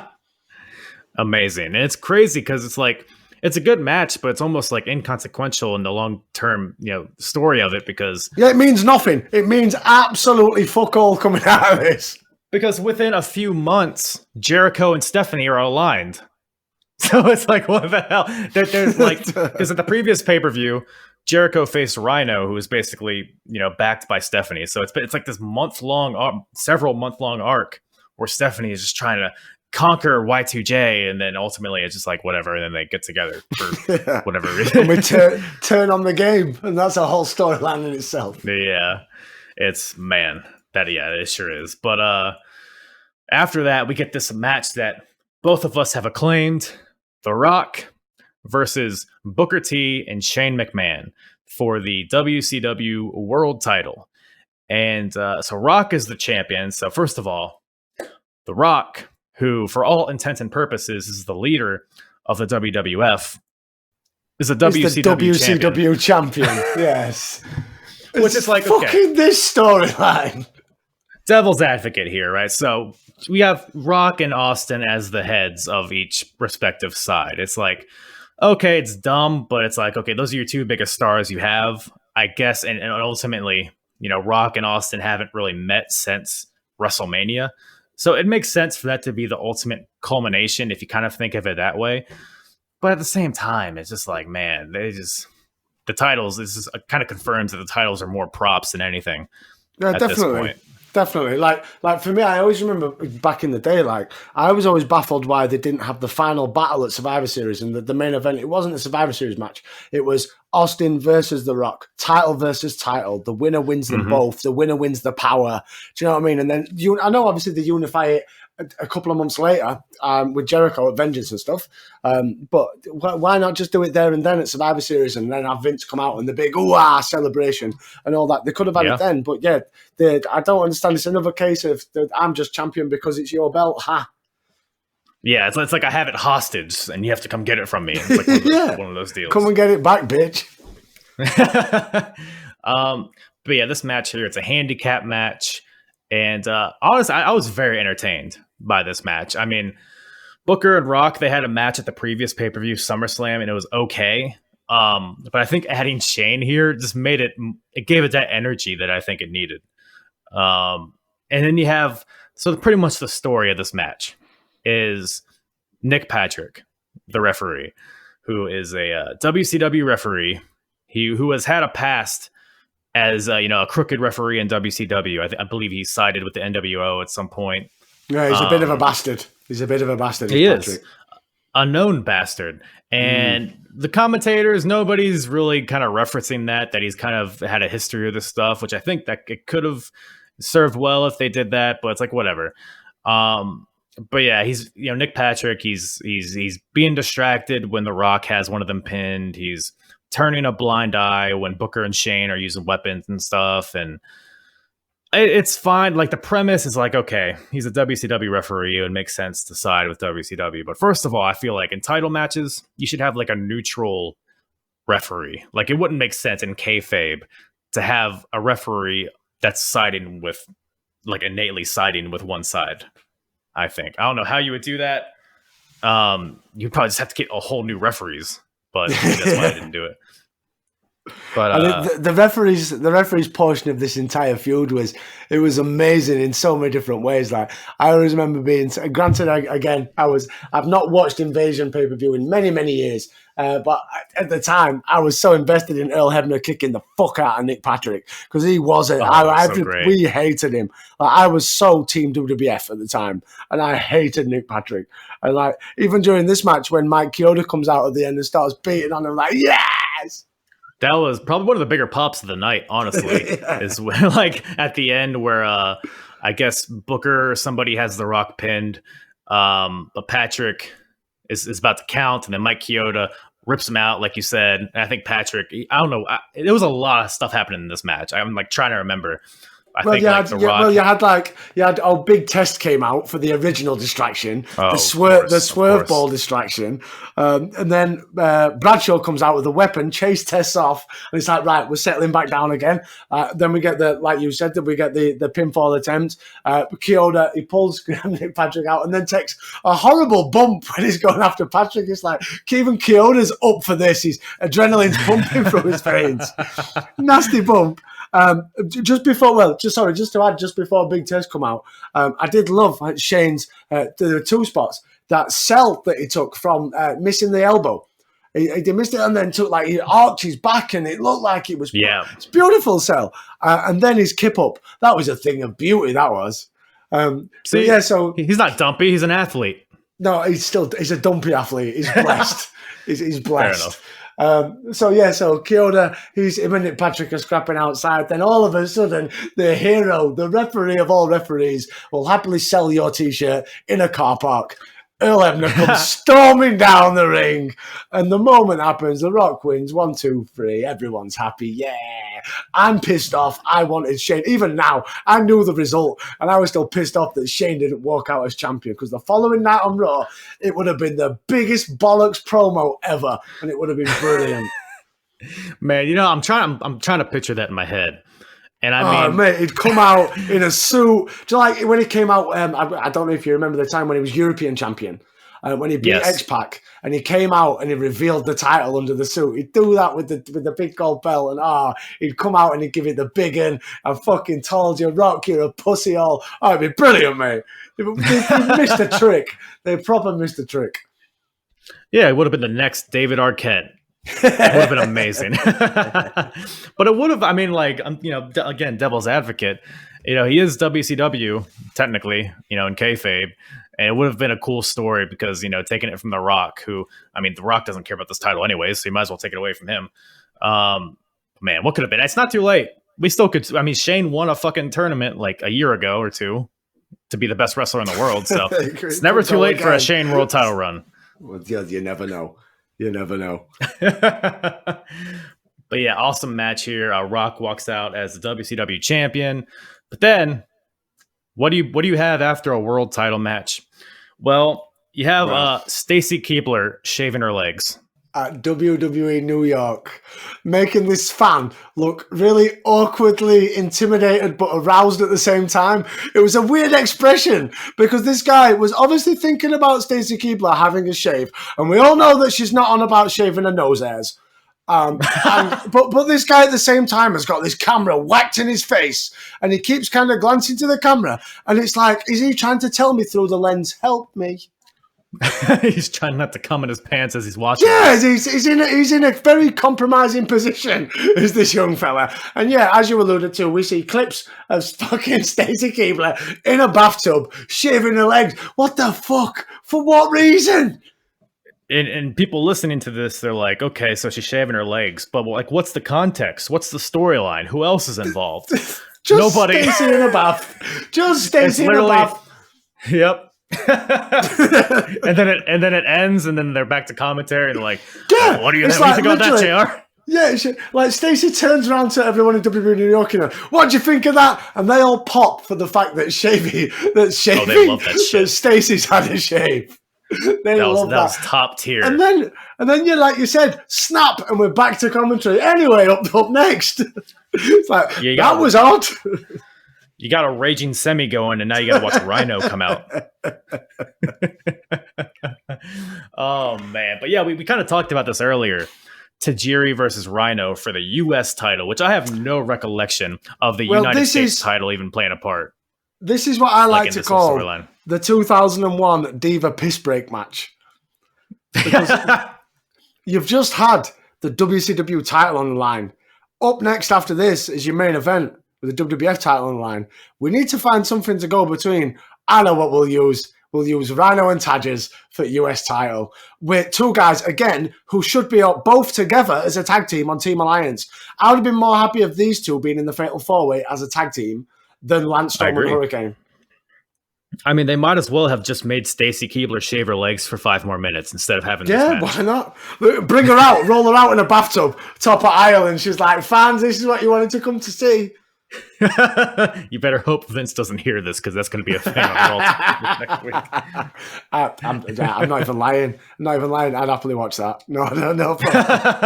That's what but because it's Vince, because he kind of dangle a carrot and he offers you what you want and then pulls it away. He'd offer this. He'd be like, coming out is the Divas Shaving Showcase. But then he brings out fucking Tamina and Nia Jax come out, and then we're all fucked. Oh man. I mean, I'd still watch it, Oh, I would as well, because it's fucking, it's wrestling, isn't it? Well, speaking of big hairy Samoans shaving each other, we have Tajiri versus Rhino for the U.S. title. And that was the random. I must add, that was the most random segue ever. Speaking of hairy Samoans, here's a Japanese guy and an American guy. Love it. They're my sort of segues. In my head, perfect sense. If anybody that listens to me will understand. I love it. Love it. But yeah, man, like you said, this could have been a hardcore match. It should have been. Yeah, it should have been. All they had to do was simply switch the titles. You could have had exactly the same match, but take away the hardcore portion of RVD and Jericho and just have the exact same spots with Tadges and Rhino. And have Agreed. because there'd be a lot more fluidity within Jericho and RVD. Because, like I said, from my personal point of view, I feel like the match got broken up because we had to get hardcore spots in. Where this match needed breaking up with something else because Rhino's not the best, and Tadger's, he's got his handspring elbow and he's got his kicks, he's got tarantula, but he's very limited in what he can do if you want anything longer than a 5-minute match. Mm-hmm. And yeah, the whole storyline here is that Tajiri's his ribs, I don't know if they're broken or whatever, but they're taped up. And that's due to an attack from Rhino the previous week. So I guess there's a lot of it where Tajiri is selling it, so he can't like do too much. But yeah, I mean, the match was what it was. It was kind of short. Both these guys, I mean, you kind of look at this show in a vacuum if you haven't been watching this era in a while, and you might be like, man, these guys are kind of just two undercard guys in the dead spot, like you said. But Rhino was getting pinfalls over the Rock on Raw. He was in the main events and all. He was built like a true monster. They pushed Rhino. That's for sure. Because I think what helped as well is having Heyman on commentary.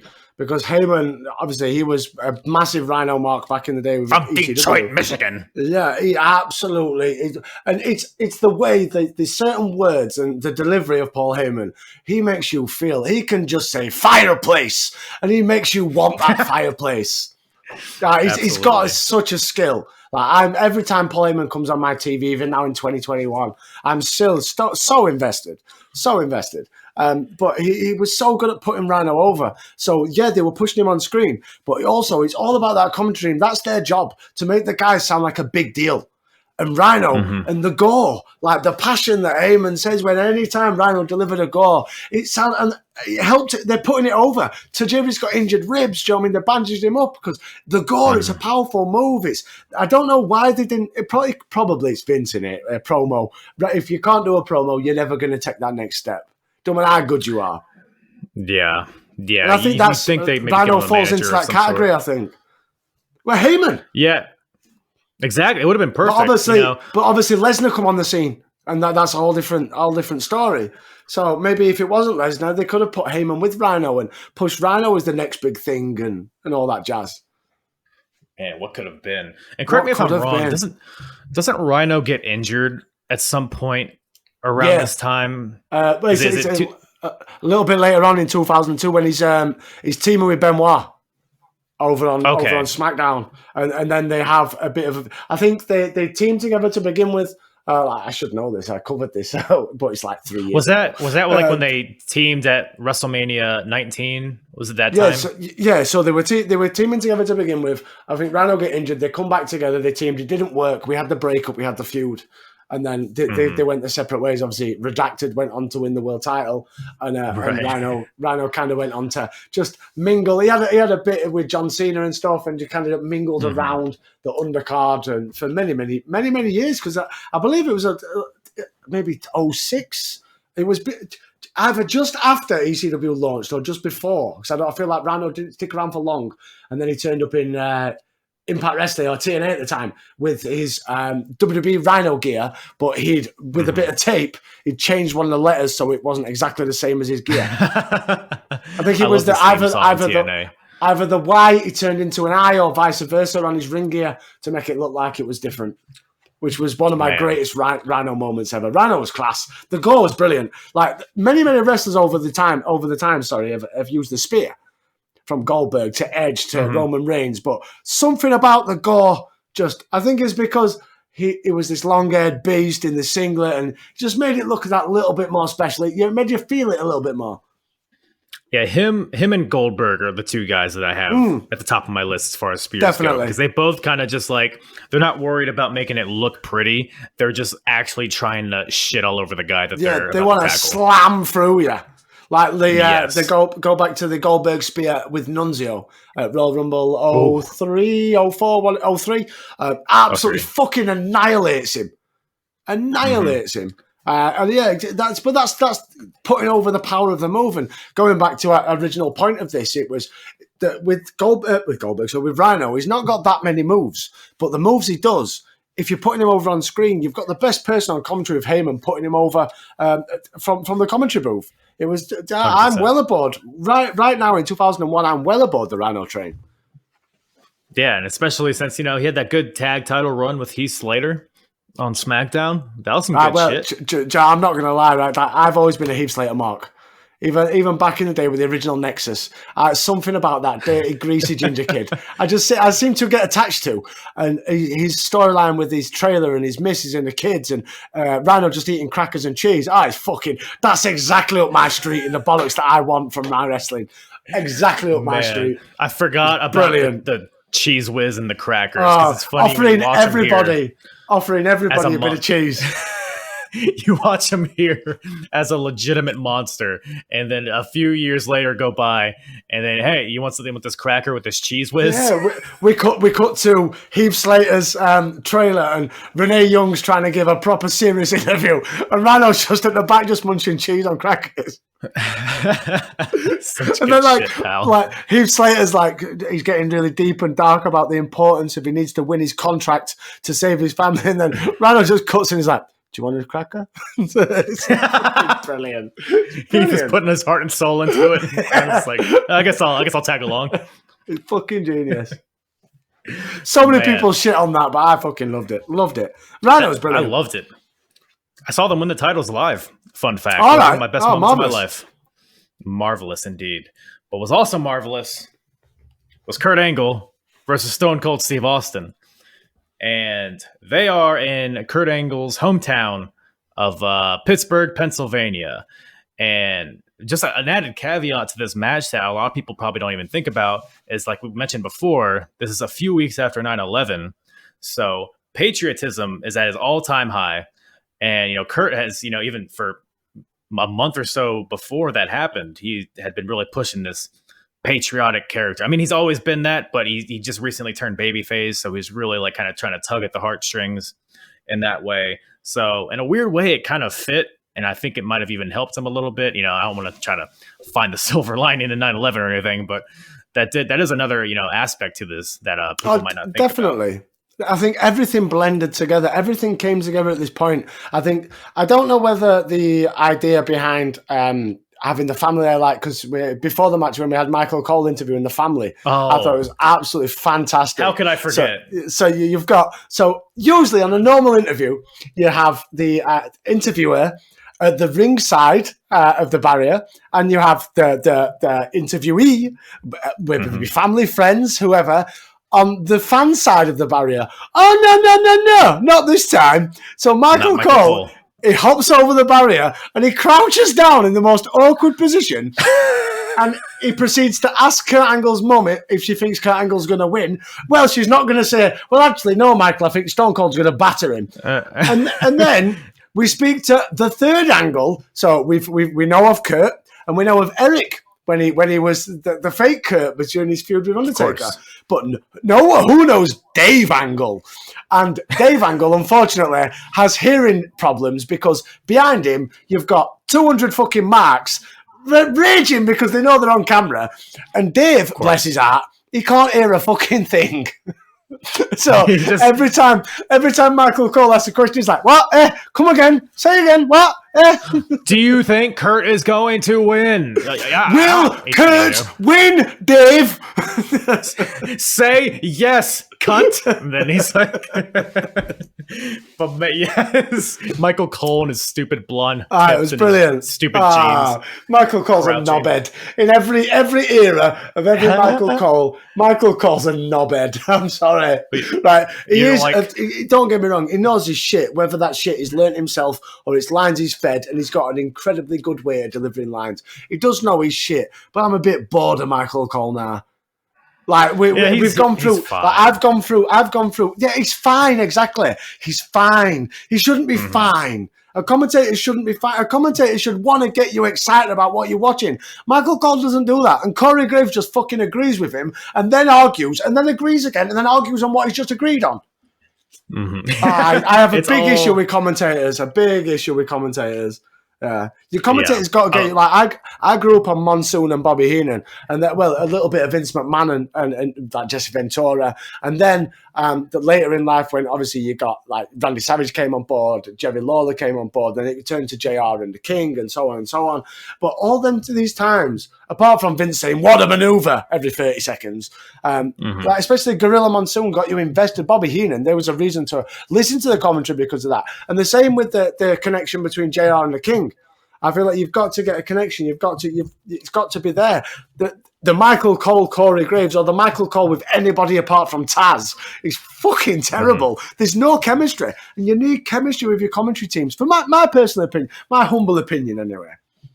I agree, and I will say, 'cause I think we even touched on this earlier, but the commentary team of JR and Heyman is so underrated. I think it's so iconic with this era as well. Like, yeah, absolutely. It's like with the episode of Raw when Heyman's like, "Oh, I'll show you fucking something," and he gets up out of commentary booth, goes in the ring, and he sides with the ECW guys, and like so many iconic moments. But yeah, I think they blended so well together because Heyman's a dickhead, and he's like, "Fuck off, JR, hey, JR, do you like this one, JR?" He's a dickhead, and JR's so WWE to the bone. So yeah, it was a great blend. It was a great blend. Because he would legitimately Michael Cole.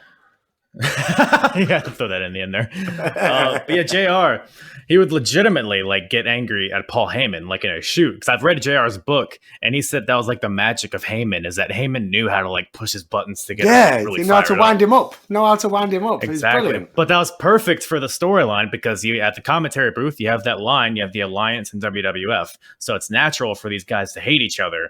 But they were able to kind of maintain, a semblance of like, they were at each other's throats, but they still call the action in the ring. Yeah, you still got the professionalism of what you'd expect from two commentators. Exactly, and they're both great at it. And like you said, chemistry is an important thing, and I think those two had great chemistry together. Definitely, totally agree. But then we have, like I said, the main event. We have Kurt Angle versus Stone Cold Steve Austin. Stone Cold is the WWF champion, even though he is the head of the alliance. And because who gives a fuck about titles? Who gives a fuck? What? And so we have a great... So SummerSlam 2001, the previous pay-per-view, these guys had their first match.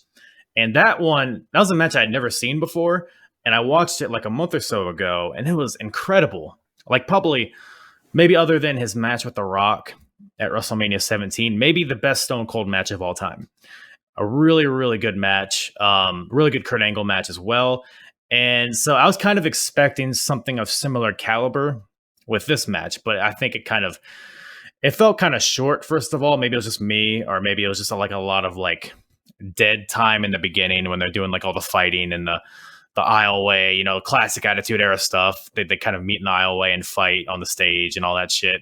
I kind of tune out of that type of stuff personally. I agree. Like, don't get me wrong. I can be fully invested in a hot start that's all punching kicks. Like they meet in the aisleway and they're scrapping, like proper blood feud. But then when you're 5-6 minutes into the match and all you've seen from Stone Cold so far is 19 kicks and 17 punches.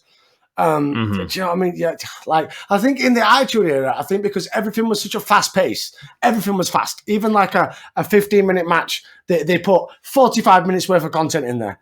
It was so fast paced. You kind of wasn't given the chance to sit back and evaluate what you're watching right now. And there was a lot of these times where you kind of got, for me personally, you got slow, methodical Stone Cold, kick, punch, fuck you, Kurt, fuck you, kick, punch. It was like, don't get me wrong, you're not going to get German suplexes and stuff from Stone Cold Steve Austin. That was never the part of the gimmick. The gimmick was always, I'm going to kick you, I'm going to punch you. But I don't know, something about the face Stone Cold, when he was the tweener Stone Cold Hype 98-99, if you look at him against a lot of your heels, so like your Rock or Triple H, he'd get them kick punch spots in, but then he'd get a beat down for a while. And then he'd come out of it with a Lufes Prez and all these spots and his elbow from the middle rope and all that stuff. That's a good point. When Stone Cold's playing the heel, I don't know. I'd kick, punch. There's only so much you can see of it. Because it's just flat, right? There's no peaks, definitely. There's no valleys, there's no build-up, there's no payoff. It's just continuous, like you said, kick, punch. We're not building up to anything. Yeah.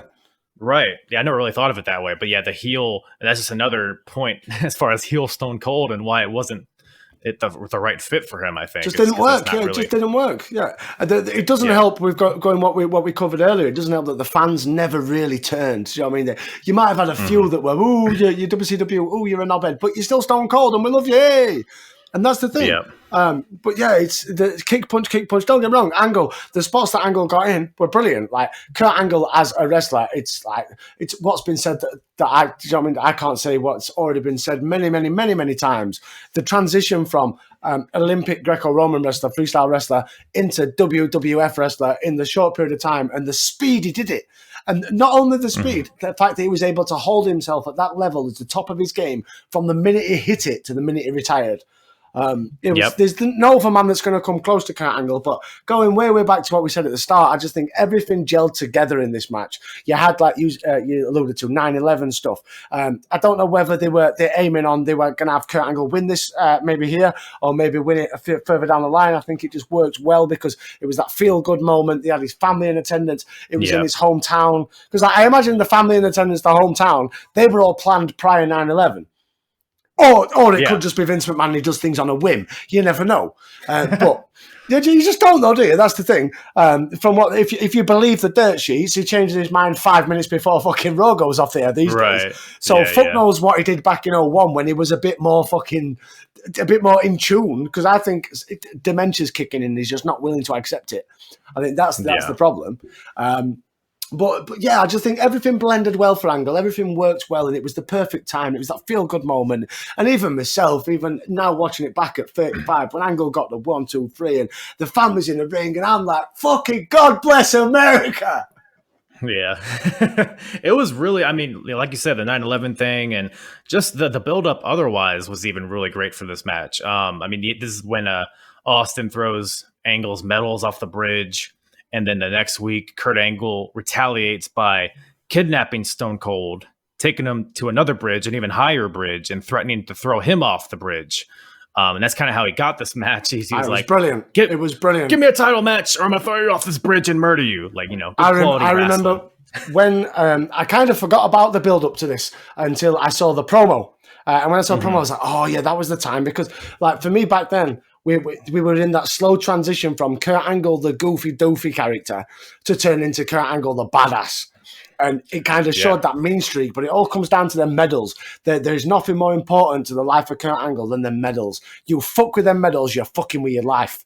And I thought it was just brilliant. I always remember that segment. And I was like, it took me back to being a kid at that segment where he thinks he took him to the end of a bridge, but he's not. He took him to the edge of a paddling pool. He's like, cry for me, Steve. Cry for me, Steve. And I'm like, I'm sorry, Kurt. And he's like, I'll tell you what I want. I want to, you can have it. You can have it. And then that moment that Steve Austin thinks he's been pushed off a bridge. And then he realizes. And it's that moment of realization where Austin, he comes to in the paddling pool. He pulls off the bandana that's covering his face. And he's, you fucking, you bastard. And I'm like, oh, man. It was a brilliant, because like I said, it was, for me, it was that slow transition from, Kurt with the dick and all the storyline with him playing the guitar and the fun stuff. And he's all, even with his stuff with Edge and Christian, it's always been about fun Kurt Angle when he's tried to play that role. Right. But now this is serious Kurt Angle. I'm coming for you, Austin. You tried taking my medals. I'm going to take your life. And I'm like, yes. Fucking USA, exactly. USA. Even you I'm telling you, I'm on it, man. I was hyped for this match. The match let me down because, like I said, I didn't realize how fucking dull watching heel Steve Austin is. Yeah, it was. I mean, because it's like, yeah, I mean, there were a couple moments in the match that I did like. Kind of when they first got back into the ring after all those schmozzy stuff on the outside. Stone Cold goes for a Stone Cold Stunner, but he knows that if he kicks Kurt Angle in the gut, Kurt is going to grab his ankle and put him in the ankle lock. So he kind of like hesitates a little bit, and his hesitation allows Kurt Angle to take control. And then they kind of go from there. And then they go back to the outside, and then they do a callback to, I think it was the previous SmackDown or Raw, where Stone Cold ripped the padding off of the floor and gave Kurt a pile driver on the concrete there. And, Kurt has well-known neck issues and all that stuff. And they stretchered him out, and they brought him to a local medical facility and all that shit. So they had that kind of going for him too. I think commentary was even like, oh, he's wrestling with a broken neck, trying to relive the 96 Olympic stuff. So, and that said, there were a couple high spots in this match that I really enjoyed. But for the most part, like you said, it was just kind of dull for the most part until the end, which even the end kind of felt like it came out of nowhere. Yeah, it was. What spoiled me for the ending more than anything was that it was obvious that we're going to get a screwy finish and we're going to talk about it tomorrow. We're not going to come out on Raw tomorrow night and get the big celebration of Kurt Angle, the new leader of WWF. Or tomorrow night on Raw, we're going to get Steve Austin coming out saying, well, I had hold of the apron when I tapped. It's false, it's bollocks, it's bullshit. And I feel like, just how it was. They didn't even try to get any different camera angles or get somebody else involved with a dodgy joint, kind of where it happened, and you have to watch again to catch it happening. It was just too obvious, and you knew what's coming tomorrow. So is that, because I didn't watch this pay-per-view live. When you watched this live, is that what you immediately thought? Absolutely. Straight away. Yeah. Straight away he's not won because he's got his hand under the rope. Yeah. Yeah. And especially with hindsight, it's like, man, yeah, like you said, they could have done a different camera angle or something else, but yeah, they could have just fucked about with it. They could have had Shane, Stephanie, somebody come out and just fucked about it a little bit. Because Kevin Dunn, he's not bad at what he does. He's a knobhead, but he's not bad at what he does. But he could have done a way where they were maybe over the shoulder of Austin or over the shoulder of Kurt, where you can just about see a finger touch or something. So tomorrow night on Raw, because it's not obvious, they don't instantly want to talk about it. So maybe Austin comes out and says, I've got proof I didn't win. Everyone's like, what do you mean proof? What do you mean proof? And they zoom in and they actually show that he's got a fingertip or two fingertips holding the apron, and the title's now in abeyance and all that jazz. But, oh no. Like, Kurt Angle, USA moment, wins the title, and then, It's such a weird, because like just looking at the time and like how fast things were changing and how seemingly there was no plan. Because like you mentioned the cowboy hats earlier, and that was like maybe 2 months before this, where Kurt and Stone Cold were just backstage playing guitars, wearing silly hats, and just having a ball. And now they're in this blood feud where they're literally trying to murder each other, not figuratively, literally throwing each other off bridges and shit. Blood feud of all blood feuds. But then I think it's, I forget when exactly it happens. It might be after the next pay-per-view. But then Kurt Angle turns heel and joins the Alliance. Yeah. And then it's just all a big charade, though, because he actually then turns back to win at Survivor Series. That is true. That is true. And it's just a lot of nonsense, a lot of webs getting tangled. Man, what a time to be a wrestling fan. What a time to be a wrestling fan. Absolutely. But yeah, Kurt wins here, as you said, gets that moment. His family gets in the ring, which apparently his family is comprised of 5,000 people. They all get in the ring, pick him up on their shoulders, and it's a great celebration. And then a lot of the WWF roster comes out and shake his hand and all that shit. So it's a really good feel-good moment. 9/11, the American hero kind of overcomes the dastardly Stone Cold Steve Austin. But then we throw it out the next week, and that's the one. So because that's the WWE way. It sure is, man. So that brings Unforgiven 2001 to a close. But yeah, in general, what do you think of this show? I'd say overall, he had a lot of good moments. Like going back to what we discussed earlier with RVD and Jericho, it's an outstanding match. Like the fatal four-way to kick off the show, it was fun until it come down to 2-on-2, which that should have been booked a whole different way. But there were also a lot of bollocks, and not the positive bollocks. But I think it wasn't a bad show. Like, a lot of people dick on the whole Invasion feud, but they kind of only focus on the fact that it wasn't Goldberg, Austin, Hogan, Nash, Hall, but they don't actually look at some of the quality that we saw within this pay-per-view. Like the moments from Kurt Angle, even towards the end when he was building up for the finish and stuff, you were invested. It was exciting. The wrestling from Austin, like I said, as a heel, I could never be won over by that. But you had even Rhino and Tajiri for probably the like I said, the Diva piss break. That still wasn't a bad match. There wasn't like the worst match of the night for me was Undertaker Kane versus Kronik, and that's terrible because it's got Undertaker and Kane in it. Yep. So there wasn't, like I said, that was probably but that's only because it had Kronik, because Kronik, as you mentioned, as we both mentioned, they didn't want to sell for shit. Not at all. But yeah, overall, I'd say if anyone that's listening that's not gone back and watch it, go back and watch it. Don't go in with too many expectations, and you'll come out. It's only 2.5 hours long. It's not that bad. You'll come out and it's a damn good, decent B show. Mm-hmm. It is. It's a really easy watch, I think. Like you said, it's only like 2.5 hours, and maybe with the exception of Raven versus Perry Saturn, which even that's kind of funny to watch for the silliness of it. Yeah, like I said, that has its moments. Like you even get a bit of blood when Perry Saturn's eye bust open. Do you know what I mean? But that was a match that. It was, in a weird way, it did require a payoff because it had a storyline. It was just the fact that the storyline involved a fucking mop and it going for a wood chipper and stuff. Do you know what I mean? It was its perfect placement on the card because it was a storyline on TV that needed an ending. Every ending should be on a pay-per-view. All that makes sense. It's just then when you fill in with context, it's like, oh, for fuck's sake. Yeah. There's some things that look good on paper. And I mean, I don't know how good that looked on paper, but there was effort put towards it. And yeah, like you said, man, I mean, this pay-per-view, I mean, I'm looking through all these matches here and there's not a lot of bad, even like the bad stuff is like still fun to watch. I think as well, it's the quality of the wrestlers you've got. If you go through that card, like they were blessed. They were so blessed to buy. Yeah, they got a lot of shit in WCW, but even before the shit, like when Eddie Guerrero and Benoit and the Radicals, when they all came over, they were blessed. But like, even you go back even before then, when Jericho came over, like they were blessed, and that's just like the mid card. They're blessed with so much talent, and that's what WWE is missing. Because for the past 10, 15 years, Vince McMahon is 100% focused on attention, was making John Cena a star, and then now for the past 5 years making Roman Reigns a star. And nobody else has been given remotely close to the level of push that Undertaker, even Mankind, Triple H, Rock, Austin, Jericho, Benoit, Guerrero, Lesnar. Do you know what I mean?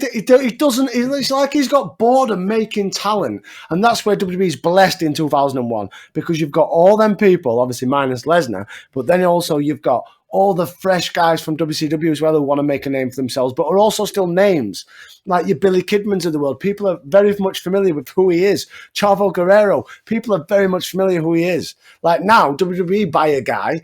Or they get a guy from an indie promotion. Now, for me, I'm very much a part-time watcher in modern day wrestling, so I don't watch NXT. So when a guy gets called up from NXT, I ain't got a fucking clue who he is, and there's no backstory because they expect that you've watched NXT. Yeah, I mean they're gonna change him anyways completely, so it's not even really worth going back and seeing what his backstory was in NXT at this point. They kind of just make them in their own image. Yeah, but I think that's the issue. There's not enough attention focused on it. Like I said, going back to the card, if you go through that card, minus a couple of people, you've got stars at various points during their career for various promotions. Everybody's a star, and they're blessed with the talent, and that's why if this would have been a pay-per-view booked in 06, 07, where you've got, I don't know, the fucking, what did the Mexicals, when they were on SmackDown driving the tractors and that. It would have been it would have been even worse. It would have been December to Dismember levels of bad. But because you're still blessed with your RVDs, your Booker T's and people like that, I enjoyed it. It was a fun watch. Thank you for inviting me on. Thank you for getting me to watch it again. Fully enjoyed it. Absolutely, man. Yeah, thank you for coming on. And yeah, like this period of time, it's kind of transitioning from the Attitude Era. You know, the Attitude Era had like, you had your main event and then the rest of the card just kind of like was whatever. But it was this period in 2001 where I feel like WWF was having the best like top to bottom match cards that they ever had. Because like I said, this card from top to bottom, you have stars, Dudleys. You start off with the Dudleys and the Hardys. You have Edge and Christian, Undertaker, Kane, RVD. Like it's Hall of Famer after Hall of Famer throughout the entire show. And they're kind of transitioning into an era where it's more there's more highlight given to like the bell to bell stuff rather than the bollocks. There's more focus on the wrestling, which some people would call that era the Ruthless Aggression Era. And I hear that you have a podcast that covers the Ruthless Aggression Era yourself. Beautiful segue, young man. RA Era podcast. That's the Ruthless Aggression Era podcast. We started this. We're now in our this will be the 5th year we're entering. We started way back at Vengeance 2002, so we picked it up just after the original draft.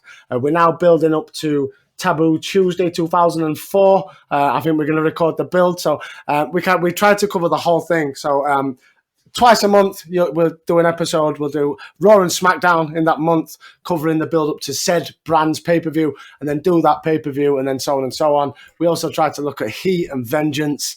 We're trying desperately to get hold of some experience footage. We're getting close. We think we've nearly nailed it. Experience? Yeah, it was terrible. It was fucking what the diabolical. Fuck is that? It was like so the logo. You might be familiar with the logo. The E on the experience was surrounded by like a wavy heart. And it was a can you remember like your bottom lines of back in the day of your clip shows, but they showed pre-recorded matches from somewhere random. So like I have no recollection of this. Yeah, so like obviously with your Heat was for your Monday Night Raw. And Velocity was for your SmackDown. So you got storylines that kind of overlapped into both shows. Where Experience, every now and again, they'd show like a random match that were recorded at a house show. And then they'd dub commentary over it. And it's like they talk, this is what happened on Raw last week. This is what happened on SmackDown last week. Up next, Tajiri versus Charlie Haas. And then you cut there, and it's just an arena. You've got a stage, but there's no logos for no Heat, Velocity, no Raw, no SmackDown. So fuck knows when the proper dark match. It's random. Yeah, it's random. It's absolutely random. But yeah, for those that are interested, that want to hear us talk about the good, the bad, and the Katie Vick of the RE era, I'm going to plug the shit out of myself. You can find us on SoundCloud, iTunes, every single podcast platform you can possibly fucking think of. Just type in RA Era Podcast and you'll find us. That's all I gotta say. Fantastic, buddy. Yeah, I'm in if you want to do a Velocity episode at some Absolutely. point. Yeah, like I said, we spoke about this off air. Absolutely, because Mike, my co-host, he remembers fondly, like this is kind of why I got into the art. Well, 2 reasons, if I may digress for 30 seconds. When I first got introduced to podcasts, I found OSW, the Attitude Era podcast, and the New Gen podcast. And obviously, for those who aren't familiar, OSW are 3 Irish lads. They're absolutely hilarious. I adore their work. They're one of the main reasons I decided to do this. And obviously, AE podcast, they cover Attitude Era. New Gen podcast, which again, I've got so much appreciation for. They helped me so much when I was starting out. They did the New Generation Era. And I was like, well, I feel like I can do a good bollocks job of the Ruthless Aggression Era. But then I thought, hang on a minute. I don't quite remember it. Because I phase out about the butt end at 04, 05. I stopped watching. And it wasn't more of a choice. It was more of just the work got in the way and life gets in the way. And I had kids and stuff like that. Things get in the way.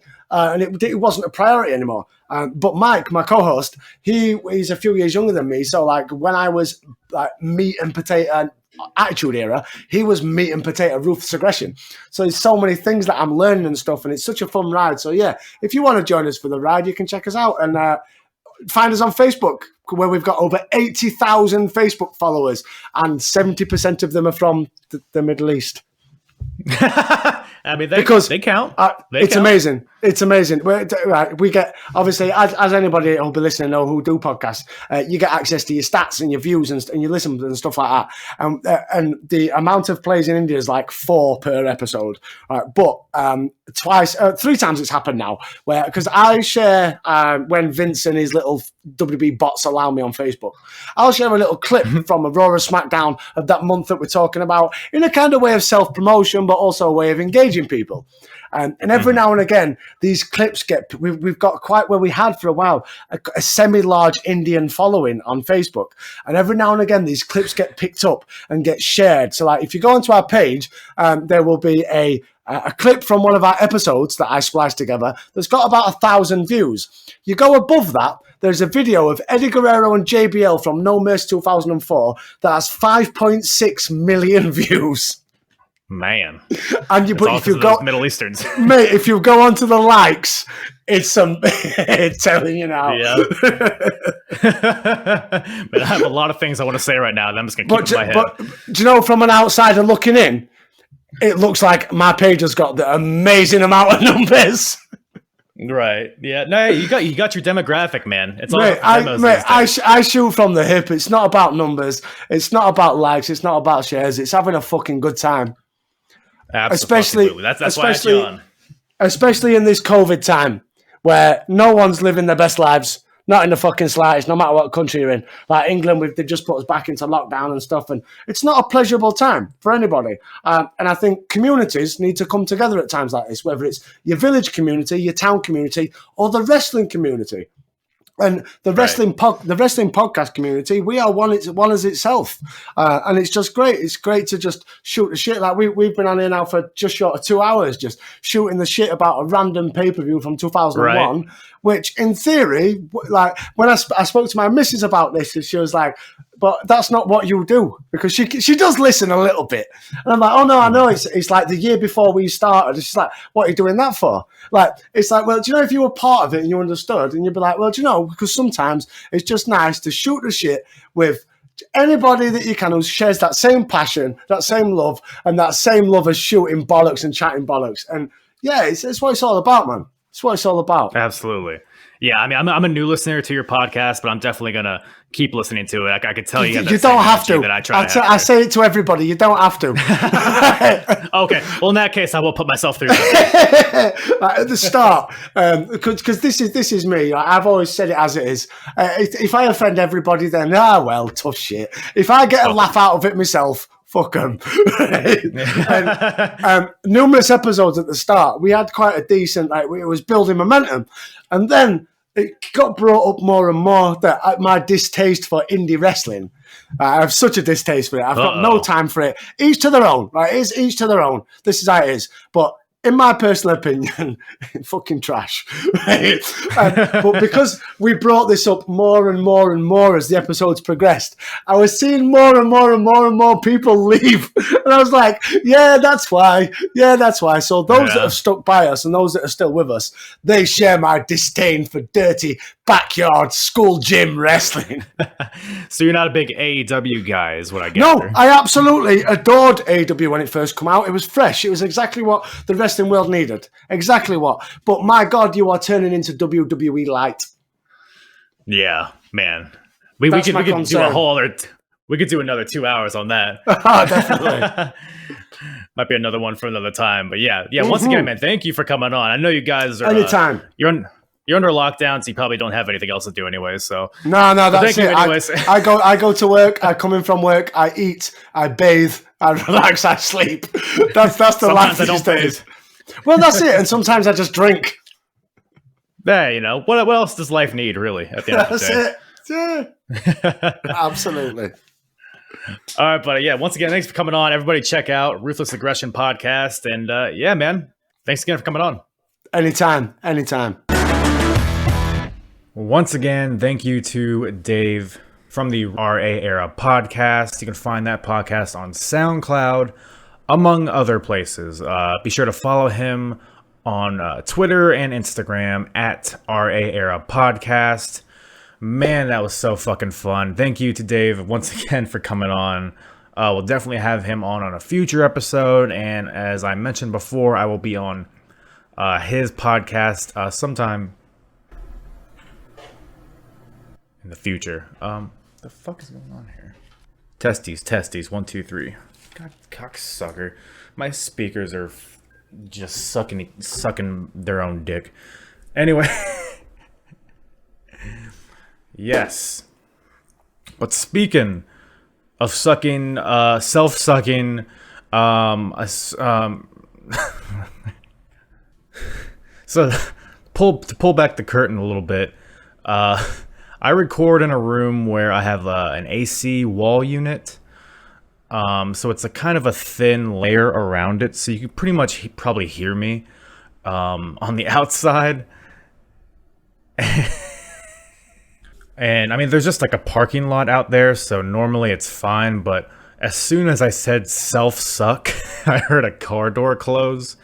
So yeah, I guess they just think I'm filleting myself by my lonesome in here, which is not the farthest thing from the truth, I guess. Oh, look, my cat's making a run-in again. Almost made it a whole episode without a cat run-in. What you got to say, Rock? What? You got something to say to the people? Do I have to fucking grab my mic like I'm on the scene reporter? What do you got to say?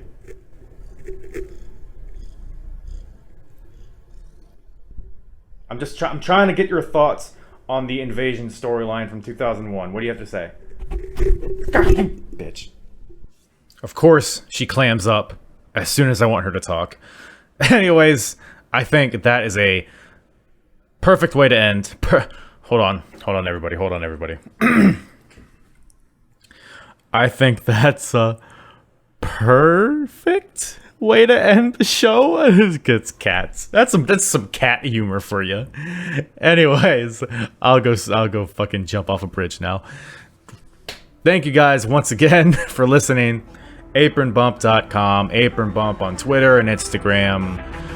Happy Hanukkah. I'm hard. The hardest, talk around and disregard it. Strip you off the ground, show you what hard is. Standing strong and proud, nothing I can. Let's get it started.